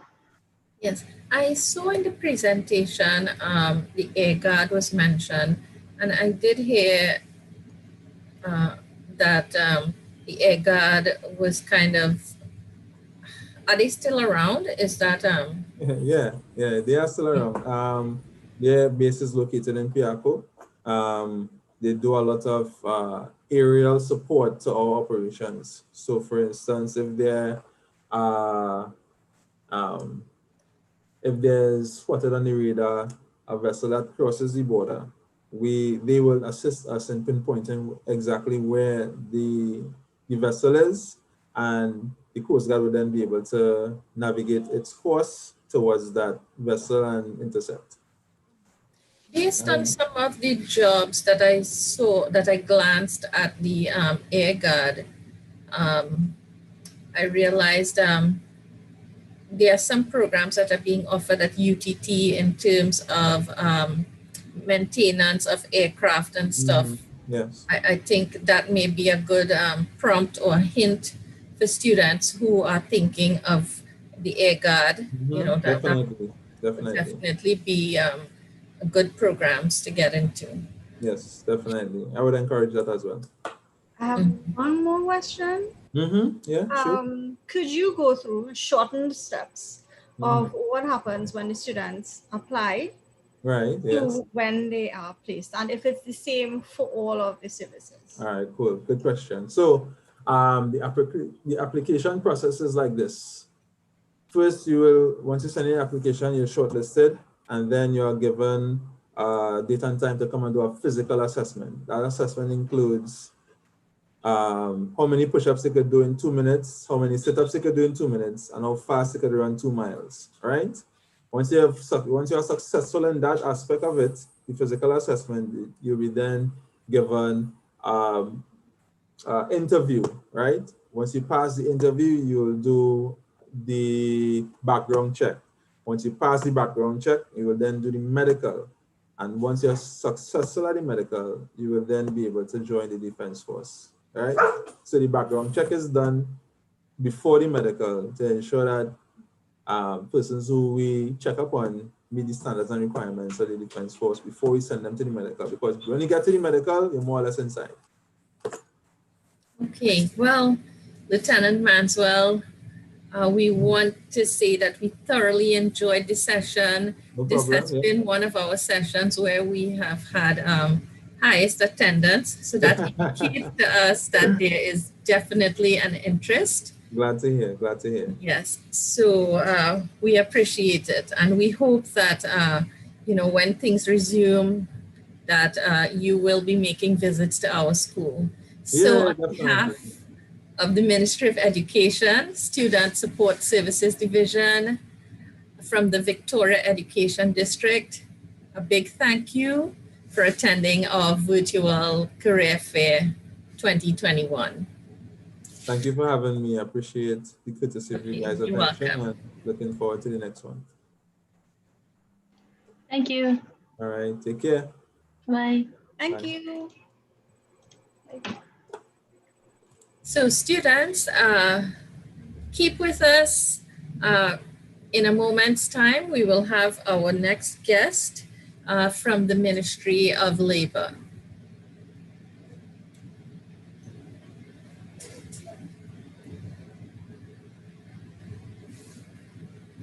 So this is our final session for the afternoon, the Ministry of Labor. And we want to invite them, we want to welcome them. Thank you for always being so available to student support services, always being so available to come to our schools. We really appreciate that you would be joining us in this forum. And so we invite you to take the stage now. Your presentation should end at 4. And you will have full reign to share your screen, any videos or PowerPoints.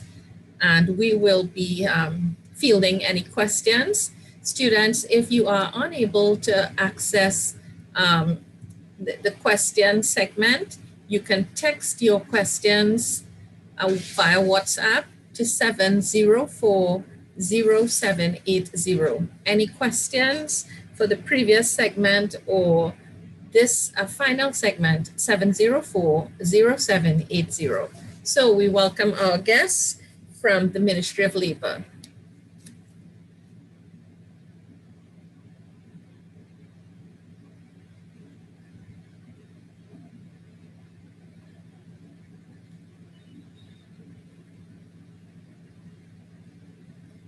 Mr. Ramcharan, you can begin your presentation.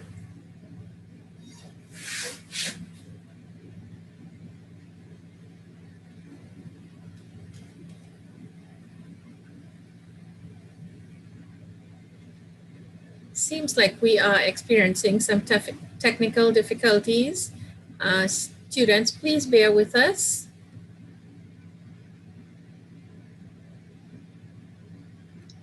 Ms. Gopal, are you hearing us? Yes, I'm hearing you now. Yes. Okay, great. Okay, great. That means to start all over again. Yes, please welcome. Introduce yourself and your team if you have a team, and you may begin.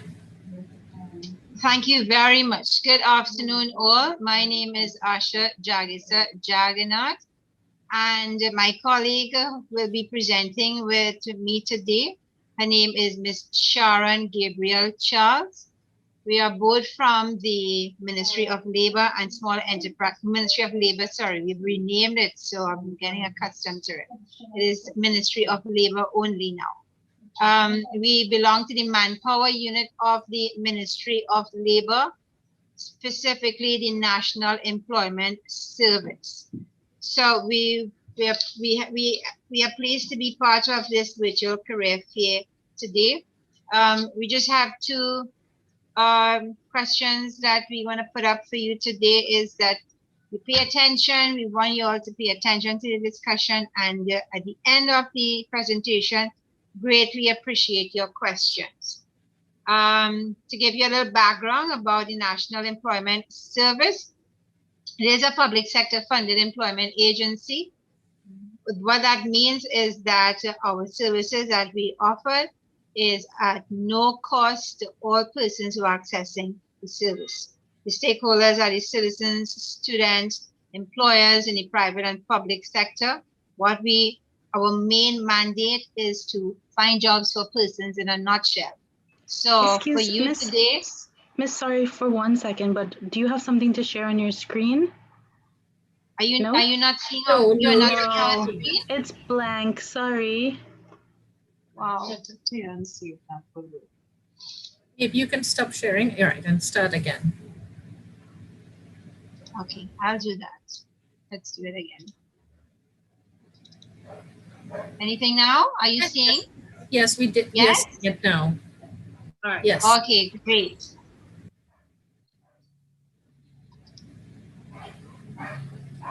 Right. So as I was saying, we are a public funded employment agency where our services are offered at no cost to any persons who are accessing. Persons accessing our services are we refer to as our stakeholders, and they are citizens of Trinidad and Tobago, students, private sector employers, public sector employers. Our services also extend to persons within the CARICOM region with CSME certificate, with skills certificate in particular areas of expertise. What we do job placement, career counseling, employee assessment, e-recruiting, referrals, work permit investigations. Today's focus, we will be covering how to do a cover letter and a resume, and how to prepare for the interview. My colleague, Ms. Sharon Gabriel Charles, she will be handling the cover letter and resume writing and preparation for the interview. We've chosen these two topics particularly, and there's a particular interest also to the organizers of this virtual fair, because in getting a job, you must send out an application. Application consists of 2 documents together, which is the cover letter and the resume. And when you are called for an interview, you must be prepared for an interview in order to secure that position that you are vying for. So without further delay, I want to pass you on to my colleague, Mrs. Sharon Gabriel Charles. Hi, pleasant good afternoon, and let's dive straight into it. An application form. For some organization, they have an application form online where you can access or you download and fill out a form. For instance, the Service Commissions Department. You will download and fill out a form when a position is advertised. In the general sense, you would see positions advertised, be it in the newspaper, company's website, on social media. So we need to respond to an ad when it's advertised by submitting our cover letter and resume. So what exactly is our cover letter? A cover letter is your first opportunity to introduce yourself to a potential employer. It introduces your resume, it highlights your skill, talents, and experience. It goes with the resume. The resume doesn't stand on its own. It must be accompanied by a cover letter. What are the parts of this cover letter? Basically, the writer's address, the date of the letter, who the letter is being sent to, how the person is being addressed, introduction, body, and closing. With the introduction, you are saying how you heard about the position, why you are writing, what exactly this position is, and how you were informed of the vacancy. At the end, we will give you a sample of what it looks like. Within the body of the letter, you are matching your background, qualification, skills, experience to the request, and really you're trying to state that you are the ideal candidate. Why should the employer hire you is the answer to what you're putting in the body of this letter. In closing, you need to summarize your letter, indicate that your resume is enclosed if it is being via post. If it is via email, it will be attached, confirm how you can be contacted, thank the reader, and of course, sign the letter. In closing, however, it's important to have a complimentary close. You can close by best regards, sincerely or respectfully yours. And again, remember to sign the letter, right? We will dive straight into the resume, and at the end, we will show you the samples.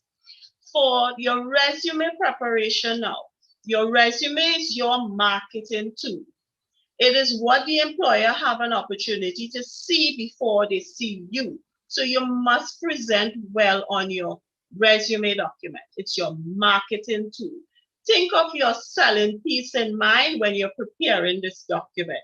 Think of how it should look professional, well-structured, and it should not be a lengthy document. Right? So what are we putting on this resume? Remember too, you want to choose your paper size and everything properly before going forward. The size should be 8.5 by 11. Make sure there's no spelling errors, and it's well designed and centered. Okay. Yeah. So you're going to put your bio information, which is name, address, contact, email. Your date of birth would be optional. An objective statement or a profile statement saying what you hope to accomplish or what you're offering this employer. We then have our education/qualification. In this area, you must state the school attended, beginning with secondary upwards. No need for primary or even preschool on this document. And you will have the certificates obtained, and in the instances for our sixth formers, you can have list your subjects with the grades next to it, right? Your work history. Some of you may have had an opportunity to work during your vacation time. You can list the name of the company, the period of employment, what job title you held, and some of the duties you would have performed. Other things you can list on your resume document would be like school-based activity, group affiliation. You can add in additional skills, be it computer, customer service. If you are involved in any sort of position of leadership or in any school, be it a prefect, head of a club, a treasurer, trustee, even if it is something in your community or religious base, you can add that sort of activity, affiliation on your resume. Last thing on the resume should be your references, and that information should carry the person's name, their occupation, place of work, and contact information for them. All right, we want to dive in now to look at a sample of the resume, and so we can get an idea of what it should look like.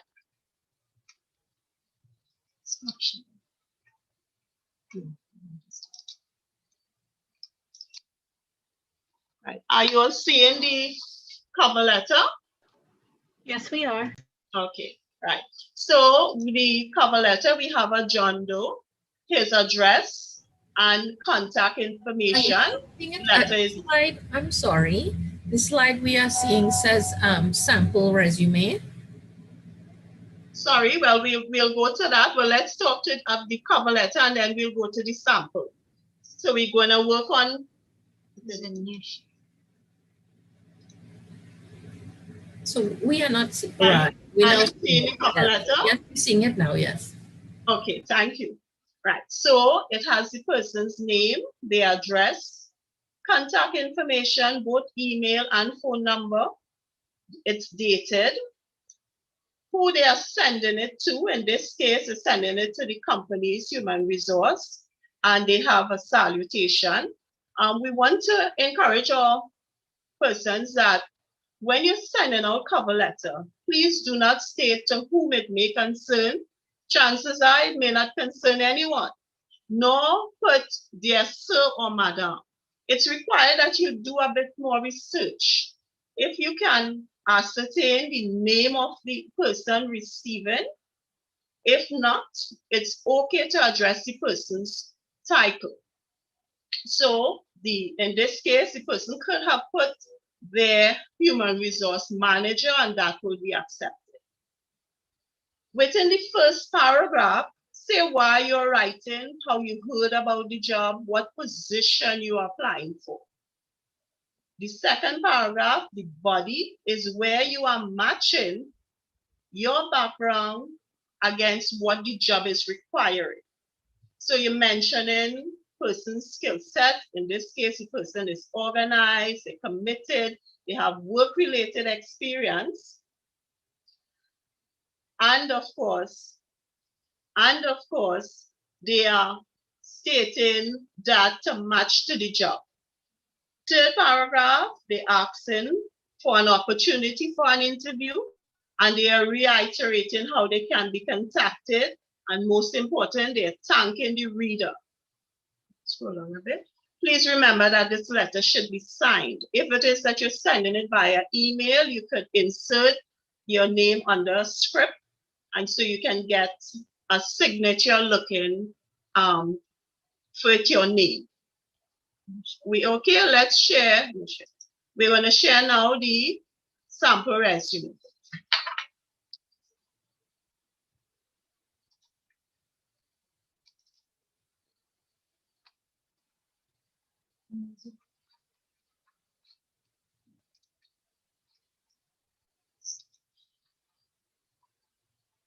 Are you all seeing the resume?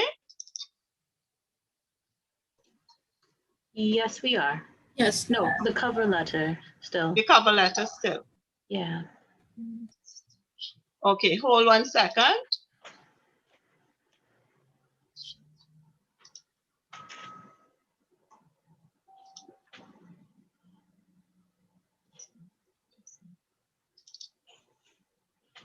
All right, so we're having some problem with looking at the resume sample. Is it on now?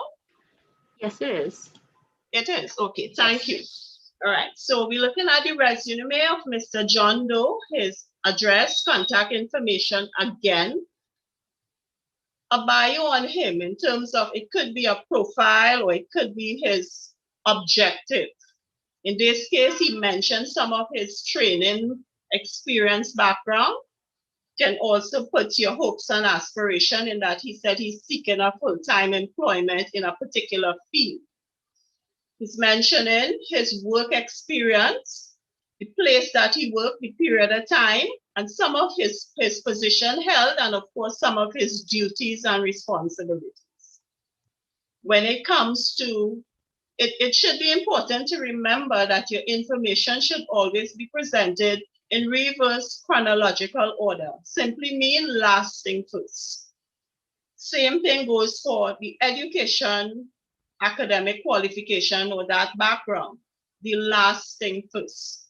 So for our sixth formers, if you're presenting your document, your CAPE results will be first and followed by your CXC. It's important to put the subjects and the grades you got. Next stage.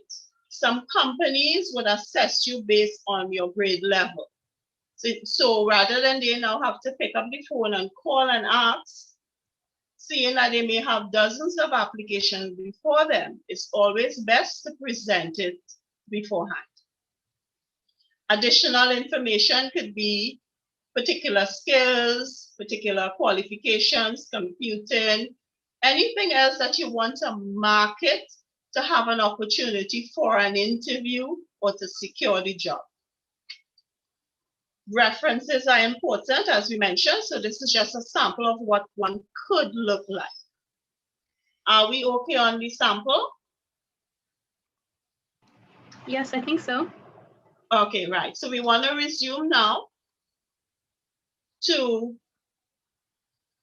our presentation. We have sent out our cover letter and resume to a particular job that was advertised, and we have gotten a call for an interview.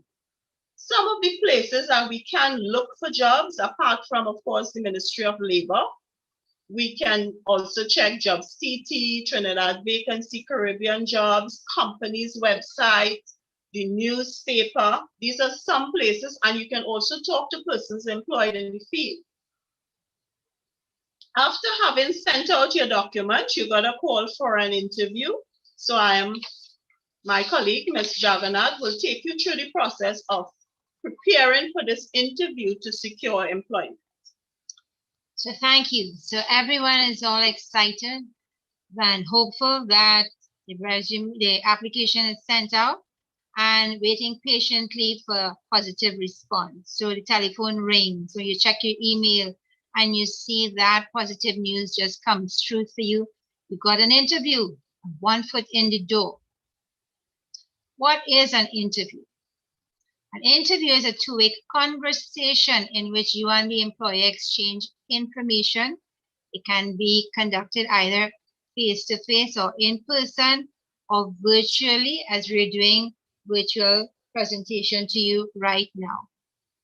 As a two-way conversation, there is your objective and the interviewer's objective. You being interviewed, you are called the interviewee, and the person interviewing you is the interviewer. Your objective is to get the job, and your goals are to demonstrate your interest in the company, to present the attributes that will best fit the workplace, to learn more about the position and the organization, to determine whether the position is suited for you or it is suited for your career goal. The employer's objective undoubtedly is to find the best fit for the job. So the employer's goal is to find out what you have to offer. Remember, in your resume is limited to at most 2 pages long. And there is only so much you can put about yourself that you, when given an opportunity at an interview, that's where you have an opportunity to present more than you would have liked to on your resume. So the employer has an opportunity, or the recruiter has an opportunity to find out more about your knowledge, your skills and abilities, find out more about your personality, character, and interests, why they should hire you, and whether you will be an asset to the organization. So we said there's a face-to-face or the in-person interview. Prior to COVID-19, this was the most popular and the oldest form of interview, where the interviewer communicates directly with the respondent in the same space. Now, in-person interview can be just you and one interviewer, or you and a panel of interviewers. For most persons, when they hear the word interview, they're so excited to get an interview. When they get news about an interview, it just sparks feeling of fear. Emotions start to well up. They get nervous. There's so many negative emotions starting to flood you. But just remember that if you do not control your emotions, you can throw your interview and throw the opportunity for getting that job when you've done so much preparation. It is similar to you preparing for your exams. You hear a lot of stories about students who have prepared well in advance, who have done assessments with their teachers and colleagues and friends, And on the day of the interview, the fright takes over, their emotions take over their logical thinking, and they just go blank. They have lost all the information that they have prepared themselves for in their mind. So must control that emotions and be mindful of it so that on the day it does not sabotage your interview. There is also the virtual interview that is taking prevalence now. And this is an interview that takes place remotely like we are doing right now. And most times at the comfort at your home, you would have been experiencing the comfort of your home with your school environment using virtual media platforms such as Skype, Zoom, WebEx, Microsoft Teams. Those are the most common ones right now. So due to the pandemic and the mandated social distance and work remotely, this type of interview is becoming widespread and commonplace. Now we talk about the nerves and making a good impression. How do we calm the nerves? Preparation is key.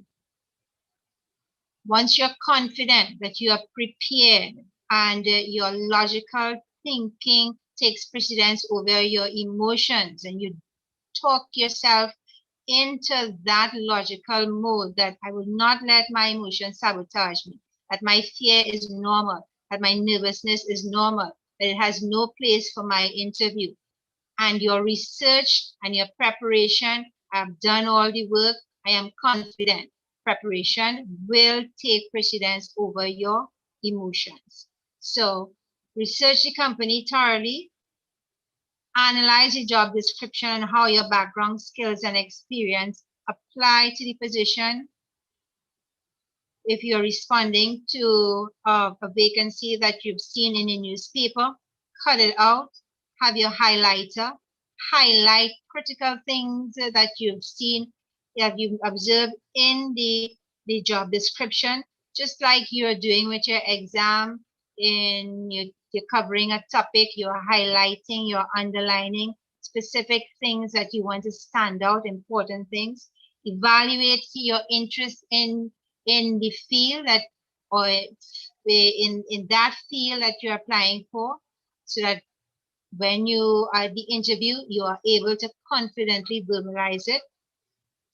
Search on the internet predictable questions and learn them out, cram it out, but at the day of the interview, do not let it come across like you've crammed it out. Be normal, as if it's the first time you are hearing this question. You dress appropriately, and we'll come to that in a short while. Practice your posture. We'll come to that in a short while again, and mock interview. So we have in front of us here 2 pictures, male and female, what you wear for the job interview. The most logical flow is to do a head-to-toe checklist. For females, we have in front of us a 2-piece outfit, skirt and a jacket. The skirt should cover the knees when seated. Professional colors, navy, black, navy blue, black, gray, or dark brown. The same color apply for male. The tailored blouse, do not show cleavage, and avoid gaping at the, so that will avoid gaping at the chest and distract the interviewer. No stiletto platforms. We've had mock interviews before where we've given students opportunity to dress the role of an interviewer so that they will feel the fear, go through the emotions. And we've seen a lot of persons, first time, they're all excited to dress up for the interview and make an impression. But walking towards the interview and approaching the interviewer, it's clear that they are having difficulties in walking in the shoes. You always choose a pair of shoes that is not the first time that you are wearing it, and a suit that is not the first time that you're wearing it, so that you feel comfortable, you are not adding to your stressful feeling, and you are feeling nothing that will distract your confidence. In person, again, you carry only a bag, one bag, and an attaché briefcase. So you have your purse and attaché briefcase for your documents. Your purse should not be a, well, for ladies, we have observed a lot of big bags, but it must be something simple. And your attaché simple and complement your professional suit.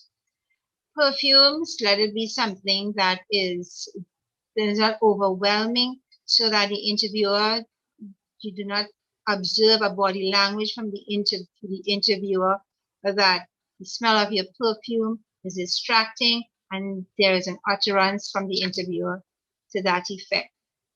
Avoid heavy makeup. Subtle earthy colors is there. It's a perfect choice for an interview. And your hygiene, fingernails, hairstyle, eyes clean, you've eaten something, you get this any specks of food out of your teeth. You go to the before you walk into the interview, and you get into the interview the location. You go to the bathroom and you rinse your mouth. You do a check. Look at yourself in the mirror so that you can see for a final one last time how the interviewer is going to see you. I want to say about the hairstyle. Be sure that you have a hairstyle that you, when you know you are sending out application, that you do not have a hairstyle that is difficult to get it correct and have that professional look on short notice. So that if I get a call today, that I'm all prepared. I do not have to rush to the hairdresser to change my hair color. There is a hairstyle cut that might be a very distracting one for the interviewer, or there might be a very judgmental one. Remember, it is a person just like yourself, where the subjectivity can always enter the interview. For the men, we spoke about the professional colors. Your two-piece suit, clean and pressed, conservative color. Your long sleeve shirt, light blue, solid colors. Remember, it's nothing that will not complement your suit. So you don't want a shirt that is like a floral or something that is too distracting. The patterns are large. That might be distracting. It must complement your suit, and that is one of a professional image. Pockets bulging with your house keys, your car keys, your telephone, etc. Be mindful of that. Belts matching, your leather shoes, polish at night before. Remember to remove all piercing, eyebrows and earrings and lip rings, whatever piercings that you may have. And hygiene, clean nails and eyes, and the same like the cleaning. The posture, we like to call it the power posture, and how you determine the power posture. You feel your back against the chair, you're upright, your posture will project one of confidence. You are looking at your interviewer, you are looking into your camera, you are eye level, but be mindful, it is not a steering competition. You just want to be focused, not your eyes not wandering all over the room, but you are giving your full attention to your interviewer. Practice, practice, practice. Many interview questions, they are predictable and they can be anticipated prior to the interview. Some questions that might pop up is one question that we often find that is a troubling one where persons get it wrong is, tell me about yourself. Now, there are some broad questions that still will not lose its flavor in interviews. That is one of them. Tell me about yourself. The interviewer wants to know if you know yourself, if you know your strengths and weaknesses, and like a lot of persons, when you ask that, their eyes go straight up to the ceiling. So they're now thinking about it and have difficulty in verbalizing it. Describe a challenge or a conflict you faced and how you dealt with it. That's another question. The potential employer wants to know how you will respond under pressure and how you resolve conflict. So what you do is you choose an incident in which you were either frustrated, but you overcome the emotional turmoil, or one where you had to make a sacrifice that did not jeopardize the quality of your output. What is your greatest personal achievement? That's another question that will be put to you. So you could choose one, or you can choose one or two examples, but you do not want to come across to the interviewer as boastful, even if you had accomplished a great deal in an initiative that you selected as an example.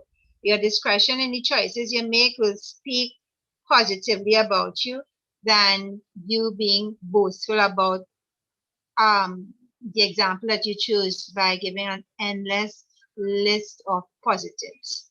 So the internet is ripe with a whole lot of questions and possible answers. That was just a few examples that I want to pique your interest so that it will encourage you to do more research today. Practice speaking out your responses out aloud in front of a mirror, in a tape recorder, with a friend in front of a mirror. You can see your body language when you respond, and how your eye movements are, whether you caught yourself talking a lot with your hands when you're responding. In a tape recorder, you hear your diction, your voice quality, how you speak, the tone of your voice, etc. Your friend, speaking to a friend, they will give you immediate feedback. But choose someone who is qualified enough and you're confident will give you a good assessment. Predict job specific questions. As I said, when you analyze the job description, that's where you are able to predict specific job questions. And role play.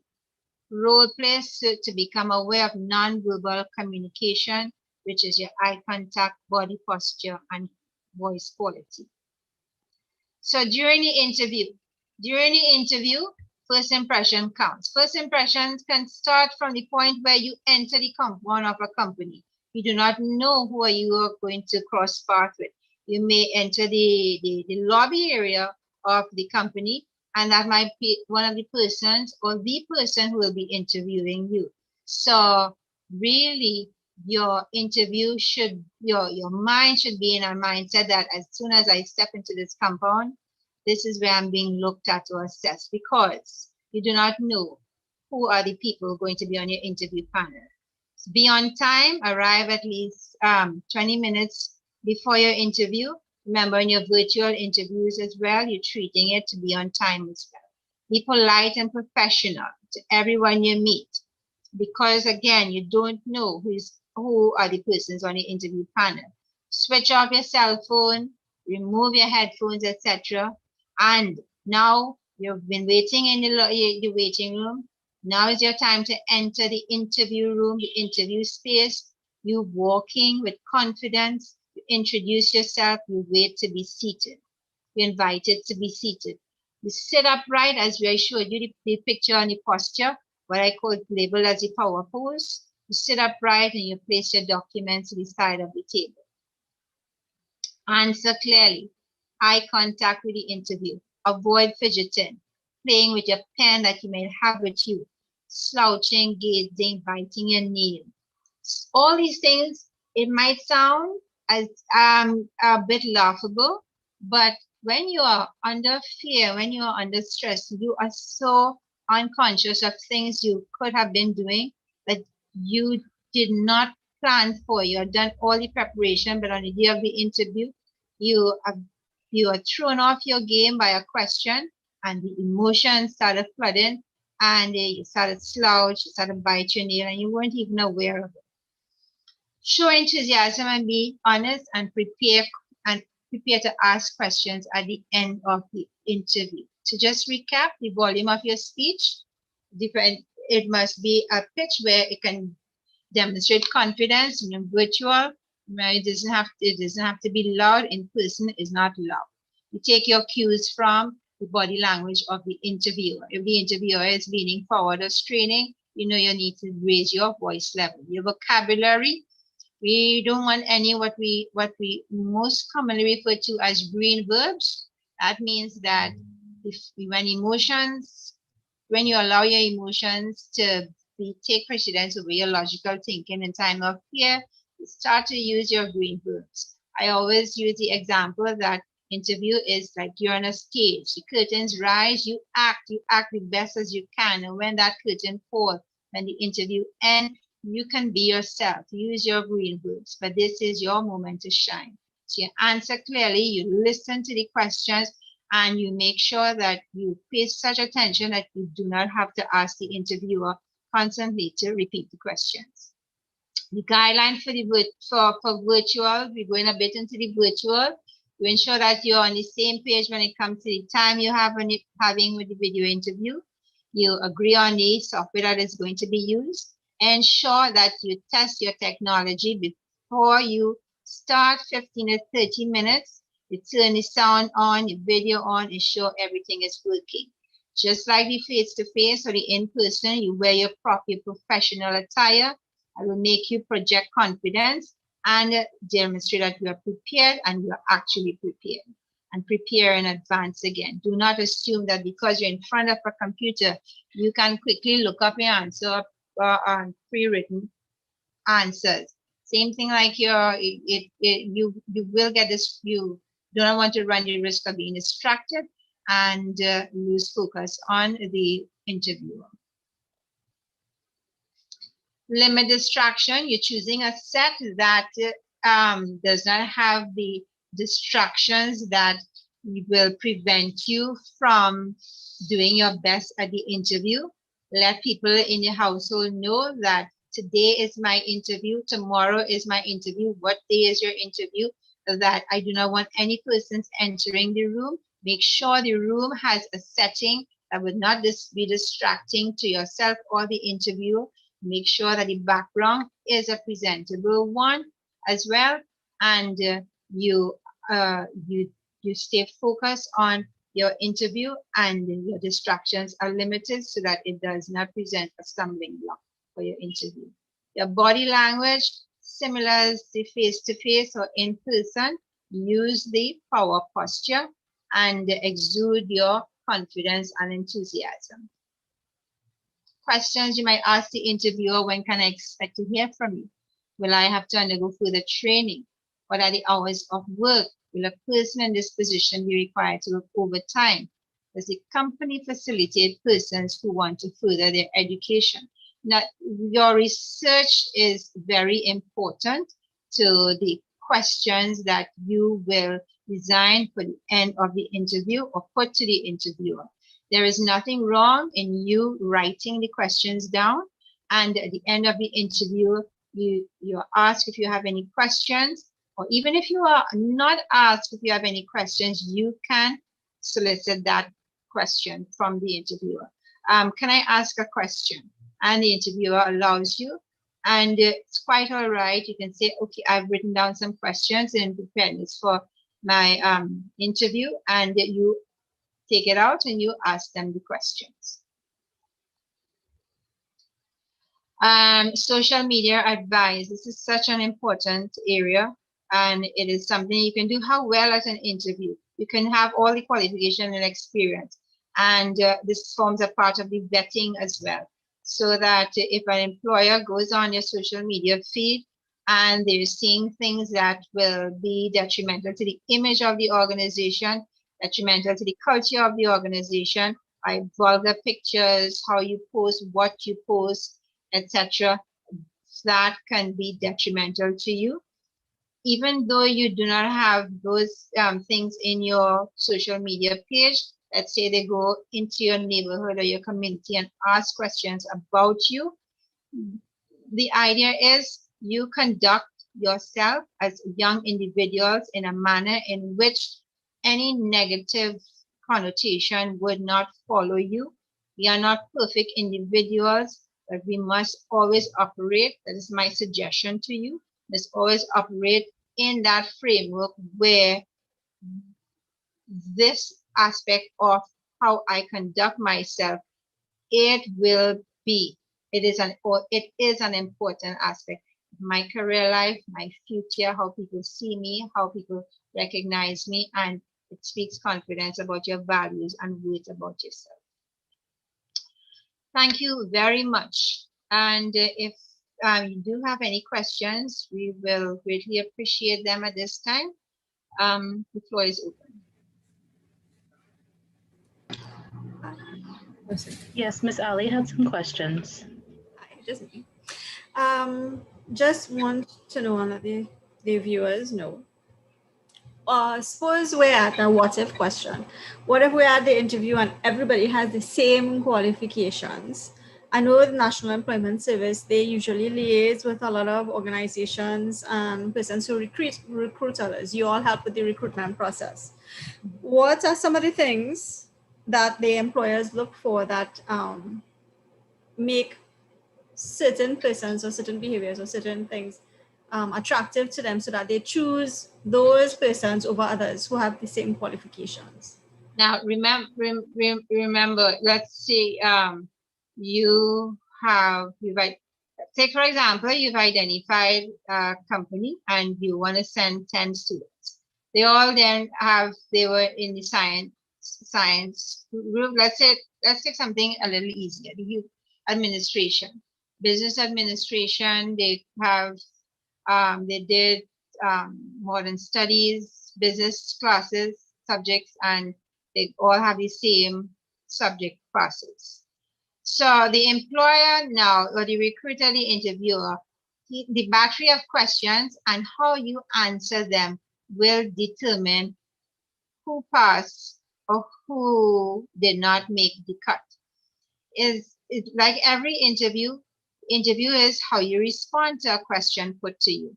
So if the interviewers are interviewing a school leaver, the interviewer is interested on your work ethics. The interviewer is interested in your career goals. The interviewer is interested, like all other jobs, how much have you researched, how much have you researched the company? And questions about the company and the culture, etc., will determine your interest in working the company. Like, for instance, why do you want to work in this company? A question, right? So you have 4 people the interviewer asks 4 people that same question. One person starts off with the next person looks up to the ceiling and now start thinking about it.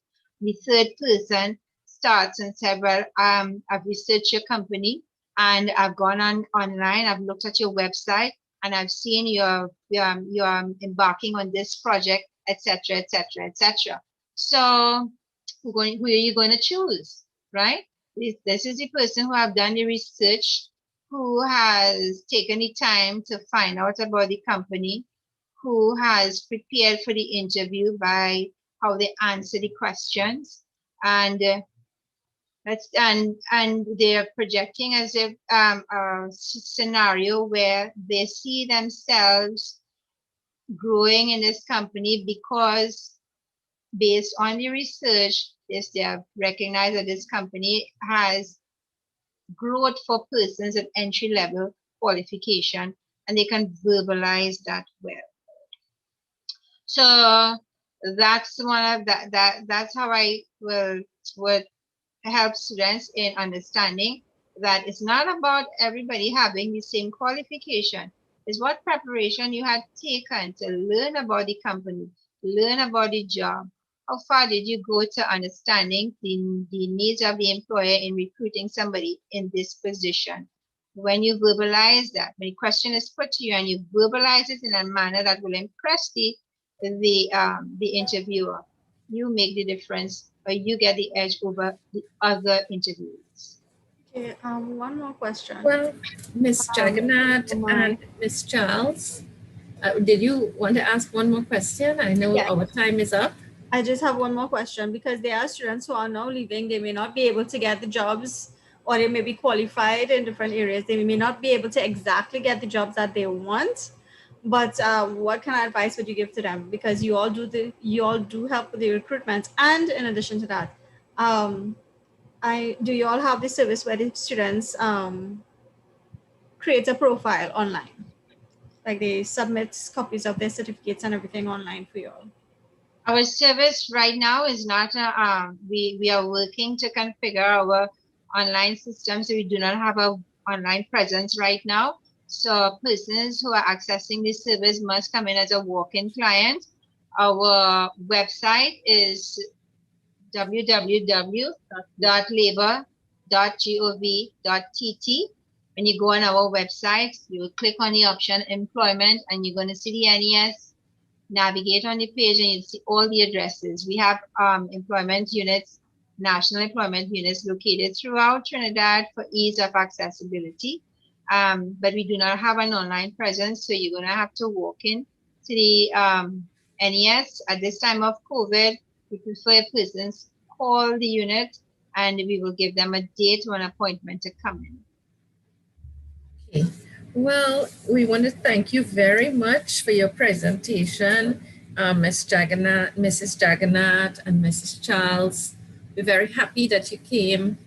Very solid information, and we do appreciate it. I'm sure that our students will appreciate all the details that, things they are always curious about. So we hope that when, things resume as normal, you will join us again. So, of course. Okay. So on behalf of the Ministry of Education, Student Support Services Division, we say a big thank you for attending and presenting at our virtual career fair 2021. Thank you. Thank you. It was our pleasure, and thank you for the invitation. Thank you very much. Okay, bye, Bye, everyone. everybody. Bye. Thank you. Thank you, Mr. Ramcharan. Problem. Okay, so it's safe to end the call now, right? Yes, it is.